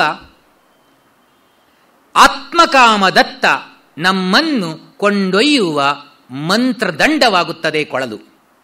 ಏನದ್ಭುತವಾಗಿ ಬಳಸಿದ್ದಾರೆ. ಅದನ್ನೆಲ್ಲ ಸಾಹಿತ್ಯ ಓದಬೇಕಾದ್ರೆ ಬಾ ಏನು ರೋಮಾಂಚನ ಆಗುತ್ತೆ. ಅಂಥ ಪದಗಳಿಲ್ಲಿದ್ದಾವೆ. ಆ ಕೊಳಲಿನ ನಾದಕ್ಕೆ ಇಷ್ಟೆಲ್ಲ ಹೇಳ್ತಾರೆ ನೋಡಿ. ಅದೆಲ್ಲ ಏನ್ ಮಾಡ್ತು ಅಂದ್ರೆ, ಕಾಲಿಂದಿ ಬಹುಲ ಪ್ರವಾಹ ರಭಸಂ ಸಂಸ್ತಂಭಯನ್ ತಕ್ಷಣಾತ್. ಇವನ ಕೊಳಲಿನ ದನಿ ಬಂದ ತಕ್ಷಣ ಕಾಳಿಂದಿ ಪ್ರವಾಹ ತಕ್ಷಣ ನಿಂತ್ಕೊಂಡ್ಬಿಡ್ತಂತೆ. ಏನೆಲ್ಲ ಮಾಡಿಸುತ್ತೆ ಹೇಳೋಕ್ಕಾಗಲ್ಲ. ನಮ್ಮ ಪ್ರವೀಣ್ ಕುಲ್ಕಿಂಡಿ ಅವರು ಕೊಳಲಿನ ನಾದವನ್ನು ನುಡಿಸಿರ್ಬೇಕಾದ್ರೆ ನಾವು ಮೈ ಮರಿತೇವಲ್ವಾ, ಅದ್ಭುತ ಕುಣಿದು ಬಿಡಬೇಕು ಅಂತ ಅನ್ಸುತ್ತಲ್ವಾ, ಅದಕ್ಕೆ ಆಸಕ್ತಿ ಇದ್ದಿದ್ರೇನಲ್ವಾ. ಯಾಕೆ ಕೊಳಲಿಗೆ ಅಷ್ಟು ದನಿ ಬಂತು? ಖಾಲಿ ಮಾಡ್ಕಂಥದ್ದು, ಏನೂ ಇಲ್ಲ ಒಳಗಡೆ. ಬಗ್ಗೆ ನೋಡಿದ್ರೆ ಏನೂ ಇಲ್ಲ, ಬರೇ ರಂಧ್ರ ಅಷ್ಟೇ, ಖಾಲಿ. ಆ ಖಾಲಿ ರಂಧ್ರಗಳನ್ನು ಮಾಡಿ ಆ ಭಗವಂತ ಅದರೊಳಗೆ ಗಾಳಿಯನ್ನು ಹಾಕಿದಾಗ ಏನು ಕೊಳಲಿನ ದನಿಗೆ ಎಷ್ಟು ಶಕ್ತಿ ಬಂತು. ಕಾಲಿಂದಿ ಬಹುಲ ಪ್ರವಾಹ ರಭಸಂ ಸಂಸ್ತಂಭಯನ್ ತತ್ಕ್ಷಣಾತ್ ಶೈಲಾನ್ ವಿದ್ರವಯನ್. ಸಂಸ್ಕೃತ ಕವಿಗಳು ಎಷ್ಟು ಅದ್ಭುತವಾಗಿ ವರ್ಣಿಸ್ತಾರೆ. ಅವನು ಕೊಳಲನ್ನು ಊದ್ತಾ ಇರಬೇಕಾದ್ರೆ ಪರ್ವತಗಳು ಕರಗಿ ಹೋದುವಂತೆ. ಮೃಗಾನ್ ವಿವಶಯನ್, ಆ ಪ್ರಾಣಿಗಳನ್ನೆಲ್ಲ ವಶೀಭೂತವನ್ನಾಗಿ ಮಾಡಿಬಿಟ್ನಂತೆ. ಗೋವೃಂದ ಮಾನಂದಯನ್, ಗೋವುಗಳ ಸಮೂಹಕ್ಕೆ ಆನಂದ ಆಯ್ತಂತೆ. ನೋಡಿ, ಕೊಳಲ ಧ್ವನಿಯನ್ನು ಕೇಳಿದ ತಕ್ಷಣ ಗೋವುಗಳು ಎಲ್ಲಿದ್ರೂ ಒಂದ್ಸಲ ಕಿವಿ ಹೀಗೆ ಕೊಡ್ತವೆ, ಅಷ್ಟು ಅವು ಎಂಜಾಯ್ ಮಾಡ್ತವೆ. ಗೋಪಾನ್ ಸಂಭ್ರಮಯನ್, ಗೋಪರಿದ್ದಾರಲ್ಲ ಗೋಪಾಲಕರು, ಅವ್ರಿಗೆ ಸಂಭ್ರಮವೋ ಸಂಭ್ರಮ. ನಮ್ಮ ಜಾತಿಗೆ ಸೇರಿದ ಒಬ್ಬ ಹುಡುಗ ಕೊಳಲಿನ ದನಿ ನಡಿ ಎಷ್ಟೆಲ್ಲ ಸಾಧನೆ ಮಾಡ್ತಿದ್ದಾನೆ ಅಂತ ಸಂಭ್ರಮ ಪಟ್ಟಿದ್ದಷ್ಟೇ. ಈಗ ನಾವು ಅಷ್ಟೇ ಇಲ್ಲ, ಯಾರಾದರೂ ಒಂದು ಅದ್ಭುತವಾದ ಸಾಧನೆ ಮಾಡುವವರೆಗೆ ಅವ್ರ ಹತ್ರ ಹೋಗಲ್ಲ. ಸಾಧನೆ ಮಾಡಿದ್ಮೇಲೆ ನಮ್ಮ ಮಾವನ ಮಗ ಅವನು ಅಂತ ಹೇಳ್ಕೊಳ್ತಾ ಇರೋದು ಅಷ್ಟೇ. ನಮ್ದೊಂದು ಕ್ರೆಡಿಟ್ ಆಗ್ತಿ, ನಮ್ದು ಇದೆ ಅಂತ ಸೇರಿಸ್ಕೊಳ್ಳೋದಷ್ಟೇ. ಅಲ್ಲಿವರೆಗೆ ಹತ್ರ ಸುಳಿಯಲ್ಲ ನಾವು. ಅವರು ಗೋಪಾಲಕರಿಗೆ ಖುಷಿ ಆಗಿಬಿಟ್ಟಿದೆ, ಹಬ್ಬಾ ನಮ್ಮ ಜಾತಿಗೆ ಸೇರಿದ ಹುಡುಗ ಎಷ್ಟು ಸಾಧನೆ ಮಾಡ್ತಾರೆ, ಎಲ್ಲರಿಗೂ ಸಹ ಹೆಮ್ಮೆ ಆಗ್ಲೇಬೇಕಲ್ವಾ.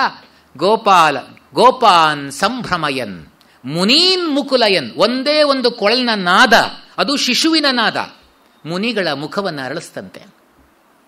ಸಪ್ತಸ್ವರಾನ್ ಜೃಂಭಯನ್, ಸಪ್ತಸ್ವರಗಳನ್ನು ಅದರಿಂದ ಅಭಿವೃದ್ಧಿಪಡಿಸ್ತಾ ಹೋದನಂತೆ.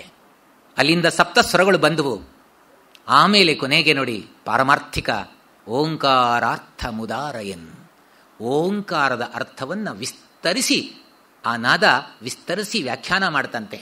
ಅಂತಹ ಓಂಕಾರ ನಾದವನ್ನು ವಿಸ್ತರಿಸಿದ ವಂಶೀ ನಿನಾದ, ಶಿಶೋಹ ವಂಶೀ ನಿನಾದ, ಆ ಶಿಶುವಿನ ಬಾಲ ಮುಕುಂದನ ವಂಶೀ ನಿನಾದ ಕೊಳಲಿನ ಧ್ವನಿ ಇಷ್ಟೆಲ್ಲ ಮಾಡುತ್ತೆ. ಅಂತಹ ಧ್ವನಿ ವಿಜಯತೆ, ಸದಾ ವಿಜಯಶಾಲಿಯಾಗಿರುತ್ತೆ ಅಂತ ವರ್ಣನೆ ಮಾಡ್ತಾನೆ. ಹಾಗಾಗಿ ಹುಲ್ಲಿಗೆ ಎಷ್ಟು ಶಕ್ತಿ ಇದೆ, ನಾನು ಹುಲ್ಲು ಅಂತ ತಾತ್ಸಾರ ಮಾಡುವ ಹಾಗೆ ಇಲ್ಲ.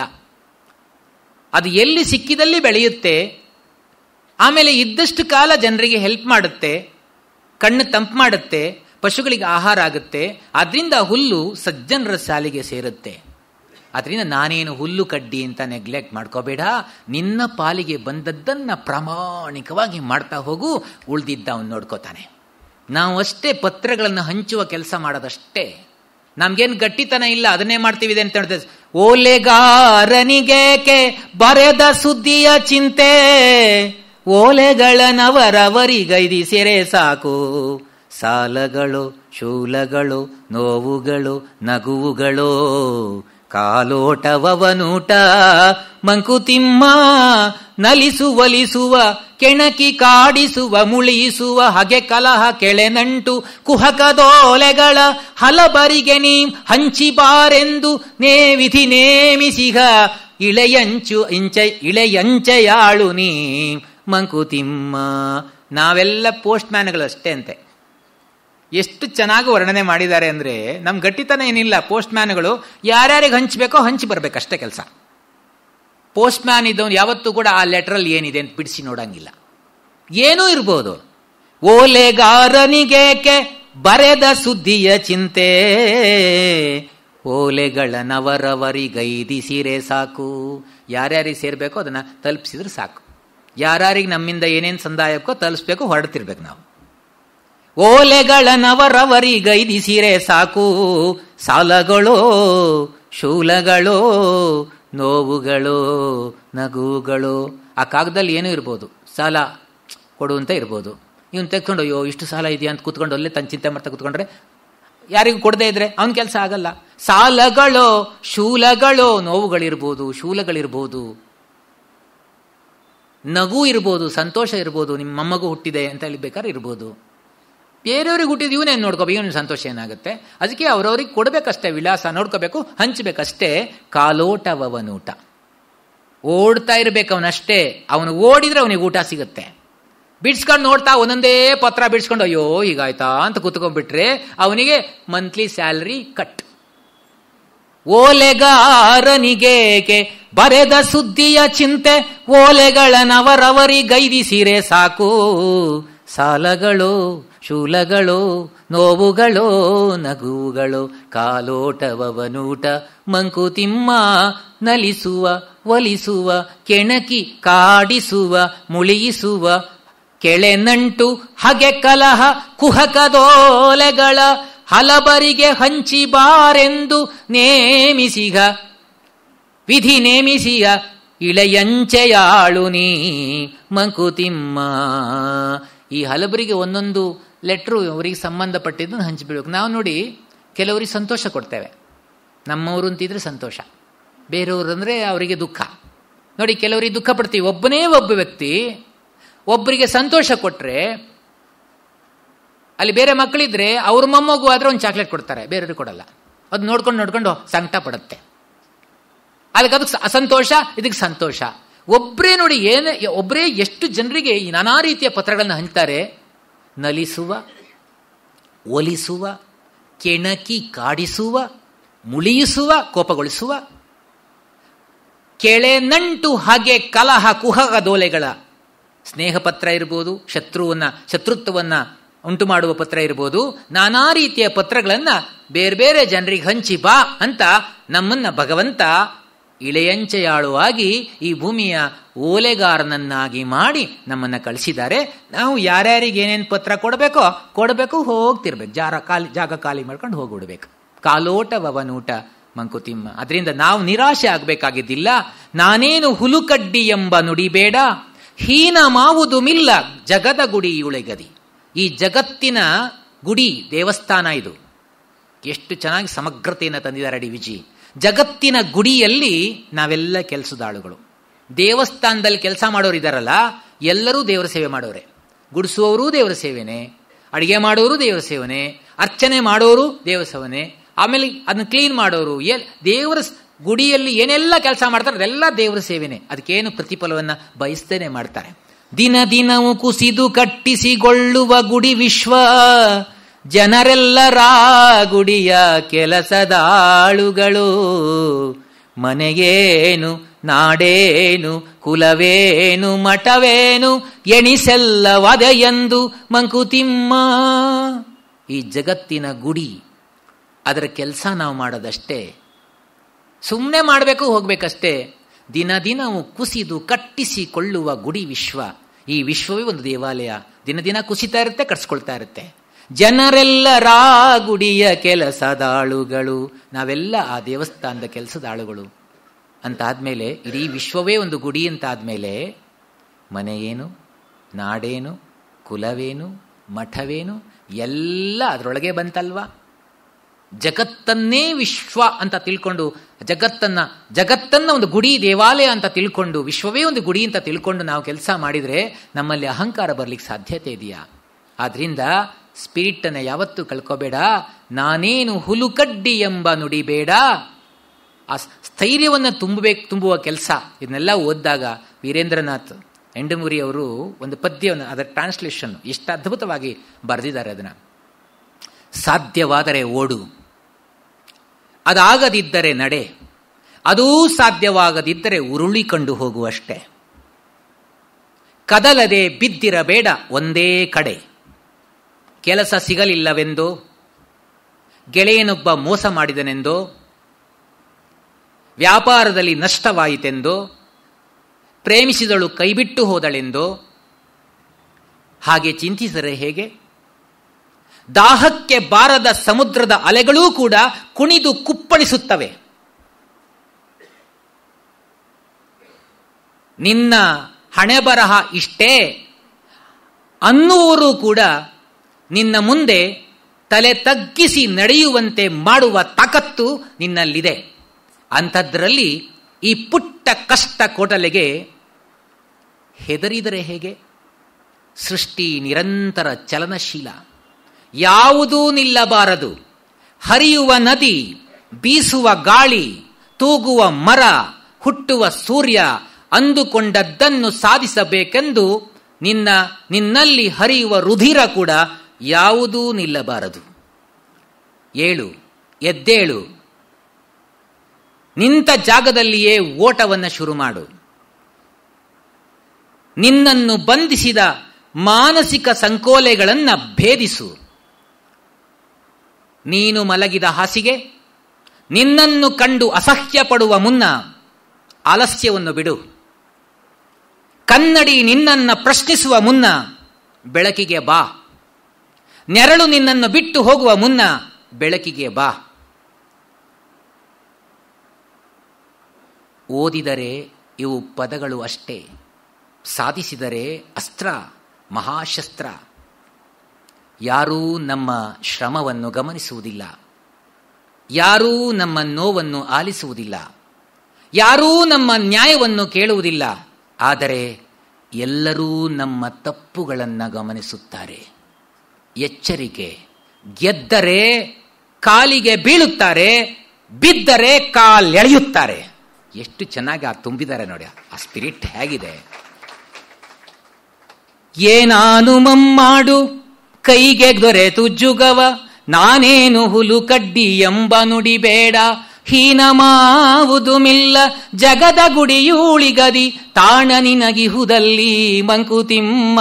ಜಗತ್ತಿನ ಊಳಿಗ ಕೆಲಸ ಮಾಡದಷ್ಟೇ, ಆ ಕೆಲಸ ಮಾಡಕ್ ಮಾತ್ರ ನಿನಗೆ ಸ್ಥಾನ ಇದೆ. ಕೆಲಸ ಮಾಡು, ಖಾಲಿ ಮಾಡ್ಕೊಂಡು ಹೋಗ್ಬಿಡು, ಮತ್ತೆ ಗಂಟು ಹೊಡ್ಕೊಂಡು ಕೂತ್ಕೋಬೇಡ ಜಂಡಿ ಹೊಡೆದು.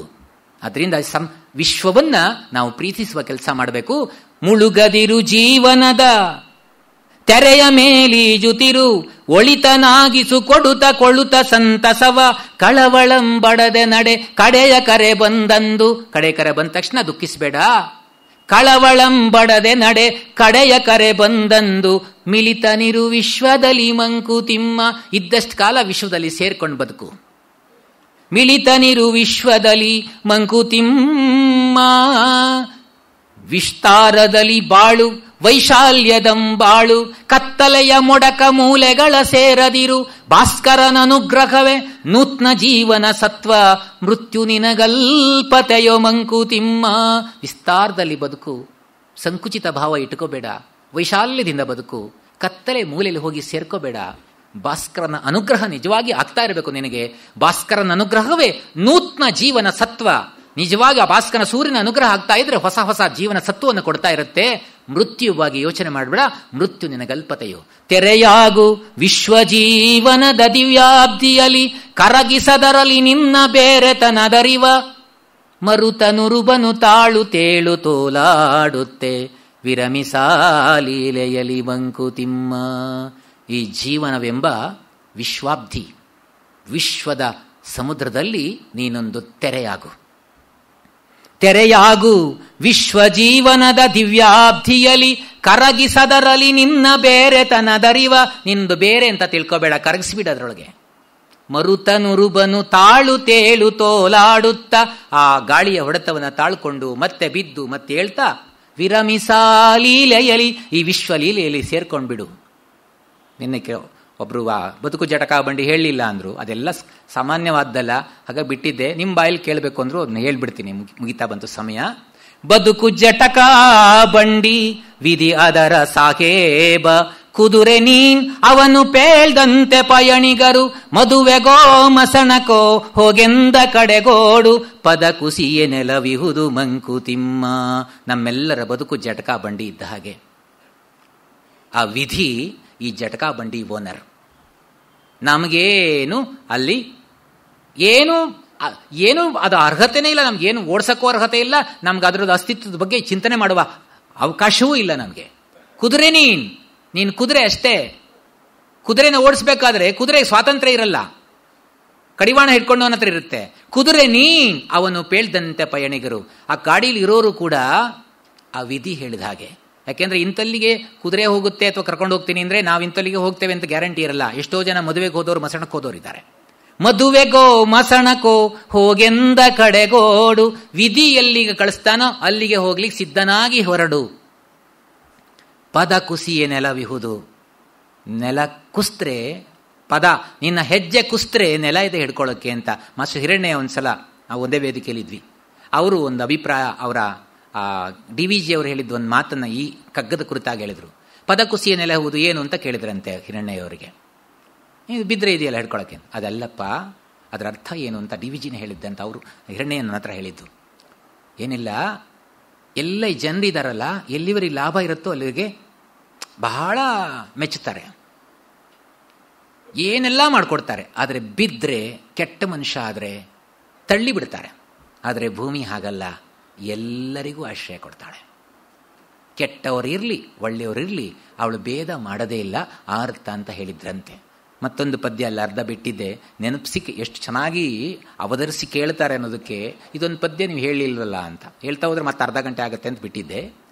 ಕಣ್ತೆರದು ಕಣ್ಣೆರಡದೇಕೆ ಎರಡೂ ಒಂದೇ ಪಕ್ಕದೊಳೇಕೆ, ಬೆನ್ನೊಳೊಂದೆದೆಯೊಳೊಂದಿರಲು ಸುಕರವಲ ಅನ್ಯಾಯ ವಿಕಟಂಗಳೆನಿತ ಸೃಷ್ಟಿಕ್ರಮದಿ ಸೊನ್ನೆ ಜನವಾಕಲ್ಲಿ ಮಂಕುತಿಮ್ಮ. ಅದು ಹೇಳಿದ್ದೆ, ಎರಡು ಕಣ್ಣೆ ಆತಕ್ಕೆ ಬೇಕು, ಮುಂದೊಂದು ಹಿಂದೊಂದು ಕೊಟ್ಟಿದ್ರೆ ಅನುಕೂಲ ಇತ್ತಲ್ಲ. ಆದರೂ ಕೂಡ ನಮಗೇನು ಅದ್ರ ಬಗ್ಗೆ ಮಾತಾಡಲಿಕ್ಕೆ ಏನು ಕೂಡ ಶಕ್ತಿ ಇಲ್ಲ, ಮಾತಾಡುವ ಅವಶ್ಯಕತೆ ಬರುವುದೇ ಇಲ್ಲ. ನಮಗೇನು ಮಾತಾಡುವಂಥ ಅರ್ಹತೆ ಇದೆ? ಭಗವಂತ ಕೊಟ್ಟಿದ್ದಾನಷ್ಟೇ ಅಂತ ಹೇಳಿದಾನಂತೆ. ಮುಂದೆಲ್ಲೋ ಒಂದು ಸೊಲ್ಯೂಷನ್ ಕೊಡ್ತಾರೆ DVG, ಅದು ಹೇಳಿದ್ದೆ, ಅದು ಹೇಳಿರಲಿಲ್ಲ, ಅದಕ್ಕೆ ಈಗ ಹೇಳ್ತಾ ಇದ್ದೀನಿ. ಮುನ್ನಾದ ಜನುಮಗಳ ನೆನಸಿ ನಿನಗೇನು, ಇನ್ನು ಮಿಹುದಕ್ಕೆ ನೀಡು ಮನವನ್ ಎನ್ನುವವಲ್, ಬೆನ್ನ ಪಿಂತಿನದು ಕಾಣಿಸದಂತೆ ಪರಮೇಷ್ಟಿ ಕಣ್ಣನಿಟ್ಟನು ಮುಖದಿ ಮಂಕುತಿಮ್ಮ. ಯಾಕೆ ಎದುರುಗಡೆ ಕಣ್ಕೊಟ್ಟ ಅಂತ ಇಷ್ಟು ಚೆನ್ನಾಗಿ ಹೇಳ್ತಾರೆ. ಹಿಂದಿನ ಜನ್ಮದ ಕರ್ಮ ಫಲಗಳನ್ನೆಲ್ಲ ನೆನೆಸಿ ಆಗಬೇಕಾದ್ದೇನಿಲ್ಲಪ್ಪ. ನೀನು ಯಾವತ್ತೂ ಹಿಂದೆ ನೋಡಬಾರದು, ಹಿಂದೆ ನೋಡುವವರು ಹೇಡಿಗಳು. ಮುನ್ನಾದ ಜನುಮಗಳ ನೆನಸಿ ನಿನಗೇನು, ಇನ್ನು ಮಿಹುದಕ್ಕೆ ನೀಡು ಮನವನ್ ಎನ್ನುವವಲ್, ಮುಂದಿಂದಕ್ಕೆ ಮನಸ್ಕೊಡು ಅಂತ ಹೇಳಿ ಸೂಚಿಸಲೋ ಎಂಬಂತೆ ಬೆನ್ನ ಪಿಂತಿನದು ಕಾಣಿಸದಂತೆ ಪರಮೇಷ್ಟಿ. ಬೆನ್ ಹಿಂದಿದ್ದನ್ನ ಮುಂದಿದ್ದನ್ನು ನೋಡ್ಕೊಂಡೇ ಚಿಂತೆ ಪಡ್ತಾ ಇರ್ತೀಯ, ಇನ್ನು ಹಿಂದಿದ್ದು ಕಾಣಿಸಿದ್ರೆ ನಿನ್ನ ಕತೆಗೋಯಿಂದ ಮುಗೀತು. ಬೆನ್ನ ಪಿಂತಿನದು ಕಾಣಿಸದಂತೆ ಪರಮೇಷ್ಟಿ, ಬೆನ್ ಹಿಂದಿದ್ದು ಕಾಣಬಾರದು ಎಂಬ ಉದ್ದೇಶದಿಂದಲೇ ಬ್ರಹ್ಮ ಕಣ್ಣನಿಟ್ಟನು ಮುಖದಿ ಮಂಕುತಿಮ್ಮ. ಎದುರುಗಡೆ ನೋಡ್ತಾ ಹೋಗು, ಹಿಂದೆ ನೋಡಬೇಡ, ಹೇಡಿ ಆಗ್ಬೇಡ, ಮುಂದೆ ನೋಡ್ಕೊಂತ ಹೋಗು ಅಂತ ಸೂಚಿಸಲೋ ಎಂಬಂತೆ ಎದುರುಗಡನೇ ಕಣ್ಣು ಕೊಟ್ಟ. ಹುಲ್ಲಾಗು ಬೆಟ್ಟದಡಿ ಮನೆಗೆ ಮಲ್ಲಿಗೆಯಾಗು, ಕಲ್ಲಾಗು ಕಷ್ಟಗಳ ಮಳೆಯ ವಿಧಿ ಸುರಿಗೆ, ಬೆಲ್ಲ ಸಕ್ಕರೆಯಾಗು ತೀನ ದುರ್ಬಲರಿಂಗೆ, ಎಲ್ಲರೊಳಗೊಂದಾಗೋ ಮಂಕುತಿಮ್ಮ. ಇರುವ ಕೆಲಸವ ಮಾಡು ಕಿರಿದೆನದೆ ಮನವಿಟ್ಟು, ದೊರೆತುದ ಹಸಾದವೆಂದುಣ್ಣು ಗೊಣಗಿಡದೆ, ಧರಿಸು ಲೋಕದ ಭರವ ಪರಮಾರ್ಥವನು ಬಿಡದೆ, ಹೊರಡು ಕರೆ ಬರಲಳದೆ ಮಂಕುತಿಮ್ಮ. ಜಗದ ಕಲ್ಯಾಣದೊಳಗಾತ್ಮ ಕಲ್ಯಾಣವನು, ಜಗದ ಬೀದಿಗಳಳು ನಿಜಾತ್ಮ ಯಾತ್ರೆಯನು, ಜಗದ ಜೀವಿತದಿ ನಿಜ ಜೀವಿತದ ಪೂರ್ತಿಯನು, ಬಗೆಯಲರಿತವನೇ ಸುಖಿ ಮಂಕುತಿಮ್ಮ. ಸರ್ವಾರ್ಥ ಸಹಭಾಗಿತೆಗೆ ರಾಷ್ಟ್ರ ಕುಲ ವರ್ಗ, ಸರ್ವದಣು ತಾನೇನು ತ್ವರ್ವರುವ ಮನುಜನ್, ಸರ್ವ ಜೀವ ಸಮೃದ್ಧಿಗನುಗೂಡಿ ದುಡಿಯುತ್ತಿರೆ ಪರ್ವ ಒಂದಿಳಗೆಲವೋ ಮಂಕುತಿಮ್ಮ. ಶರಣುವಗು ಜೀವನ ರಹಸ್ಯದಲ್ಲಿ ಸತ್ವದಲ್ಲಿ, ಶರಣು ಜೀವನವ ಸುಮವೆನಿಪ ಯತ್ನದಲ್ಲಿ, ಶರಣಂತರಾತ್ಮ ಗಂಭೀರ ಪ್ರಶಾಂತಿಯಲಿ, ಶರಣು ವಿಶ್ವಾತ್ಮದಲ್ಲಿ ಮಂಕುತಿಮ್ಮ. ನಿತ್ಯ ಮಂಗಳವಿರಲಿ, ನಿತ್ಯ ಸಂತಸವಿರಲಿ, ನಿತ್ಯ ವ್ಯದೆಯಿರಲಿ, ತಾಳಲಿಕೆ ತಳ್ಳಲಿಕೆ, ಸತ್ಯ ನಿನಗಂತರಾತ್ಮ ಜ್ಯೋತಿ ಬೆಳಗಿರಲಿ, ಸತ್ಯ ಜಯ ಧರ್ಮ ಜಯ ಮರುಳ ಮುನಿಯ, ಜಯವೆನ್ನು ಜೀವಕ್ಕೆ ಜಯ ಜೀವಲೋಕಕ್ಕೆ, ಜಯ ಜೀವ ಮೂಲಕ್ಕೆ, ಜಯ ಜೀವಿತಕ್ಕೆ, ಜಯ ನಿರಂತರ ಜೀವನಾಟಕ ವಿಧಾತಂಗೆ, ಜಯ ನಿರ್ಮಮಾತ್ಮಂಗೆ ಮರುಳ ಮುನಿಯ. ಎಲ್ಲರಿಗಮೀಗ ನಮೋ ಬಂಧುಗಳೇ ಭಾಗಿಗಳೇ, ಉಲ್ಲಾಸವಿತ್ತವರೇ ಮನವ ತೊಳೆದವರೇ, ಟೊಳ್ಳು ಜಗ ಸಾಕು ಬಾಳ್ ಎನಿಸಿ ಗುರುವಾದವರೇ, ಕೊಳ್ಳಿರಿ ನಮನವನು ಮಂಕುತಿಮ್ಮ, ಕೊಳ್ಳಿರಿ ನಮನವನು ಮಂಕುತಿಮ್ಮ.